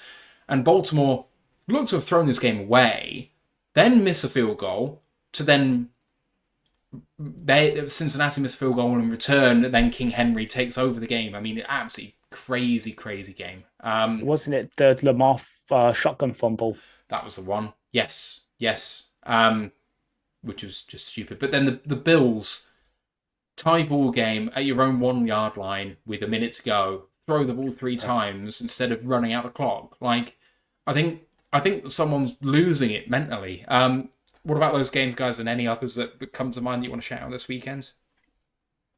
The Ravens-Bengals game was as good a game as I've seen in a long time. Non-playoffs, because I think playoffs just adds a little bit more tension and juice. It had absolutely everything. The play of Lamar Jackson scoring that touchdown relatively late on, where he just handoffs Hubbard. It was spectacular. I mean, that game was as good as I've seen in ages. Catching up on the other ones, the Bills game was... I agree in terms of that they mismanaged that ending, but I believe the Texans had 3 timeouts, right? So you kind of had to get a first down. How they went about it was not ideal. Bigger issue is how was Josh Allen still in that game? I only saw the hit afterwards, but I mean, yeah, it feels like when it comes to something like that, which is so blatant, I just don't know how the NFL allows it to happen through their kind of procedures. So anyway, I didn't catch much of the game. I only saw kind of the bits afterwards, but the Ravens-Bengals game was as good as it gets. Well, I'm going to pick out another game mostly because it lost me. Well, it stopped any chance of me coming back against Matt this week in fantasy. Giants Seahawks. So funny. So funny. You know exactly the play I'm going to mention. That wasn't a fumble. That was a touchdown for Tyron Tracy. It was. And yet, 101 fumble return. It was something like I was listening because I was at the gym at the time and I was coming back and it was halftime of all the late slate games. First time in NFL history where the 4 games each had either a defensive or special teams return score. It was a mad one for the obviously the 49ers having to have their punter come out and kick field goals because Moody gets hurt on that return, and then having Cole Juszczyk as the holder. Like that late slate, pretty much no matter which one you picked, you were pretty much getting a good game. Even the Raiders Broncos was a good game for like relatively a shit off. It was a really good game. It was. Cardinals 49ers has got to have a shout out. Like, Cardinals for the second time this season as a 2-3 team shut out a top 5 offense in the second half of the game. In terms of, they shut out us in the second half, they shut out the 49ers in the second half. Kyler Murray is legit. That offense is great. And their defense, for everyone saying when they came into this season, the offense may hum, but the defense is going to let them down as one of the worst in the NFL. It just ain't the case. Yeah. And when they get rolling, they can hang with anyone. I mean, them putting 40 on the Rams when they did, and then doing this to the 49ers, it's nothing to shake a stick at. Like, the Cardinals could be second in the West. And if they are, who knows what happens. So, impressive. It could be the straw that breaks the camel's back with the 49ers. I really do think that is going to hurt them. There's one thing that's going to stop the Cardinals, though. Don't know if you guys seen, but in the last couple of hours, Kyler Murray has announced a partnership with Call of Duty. It's happened, people. Call of Duty is going to bite. The Cardinals and season's now going to flop. With a new one comes out next week, Black Ops 6. So, got out my fantasy team. So I think I got him 2 of my 3. So I'm going to go and trade away him and Trey McBride as quickly as I can. Fair. Right. Time to sign off, folks, because we've been going too long. Anything else you want to get off your chest before we head off? Can the Tigers please make fucking use of Screwball? It's 0-0 at the bottom of the 4th. Please just score 1 run. Please, I'm stressed. They left a man on third with 1 out in the previous inning as well, which was really frustrating. And then back-to-back strikeouts. Ugh, rough. Come on, Tigers. We're behind you. Quick question to the audience, for which we'll pick up next time. 1 game into the preseason, are the Pistons the best team in the NBA? No answers necessary. Let's discuss it next time. There's a reason why I've hidden my Pistons jersey. Oh, man. Right. Next episode is the College Football Podcast tomorrow. Week 6 was the best weekend of college football, in my opinion, in the last 18 months. It was amazing. So, Go Vandy. Go Vandy. They got fined $100,000 after the game for tearing down the goalposts and chucking them in the river. Well done. Congratulations. You beat Alabama.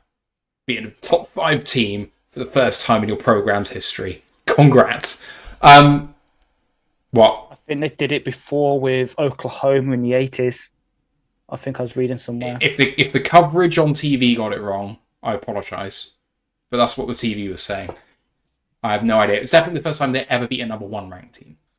Yeah. Regardless, main podcast is back on Friday for the Cowboys preview.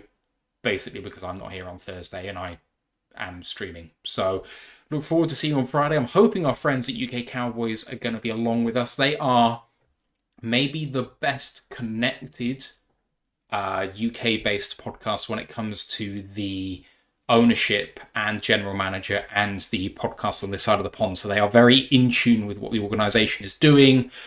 So they're a very impressive lot and they speak very well. I hope we'll see you on Friday for that and you give the College Boys some love tomorrow. On our socials, you know where to find us. Royal the Lines UK on all of the social media platforms.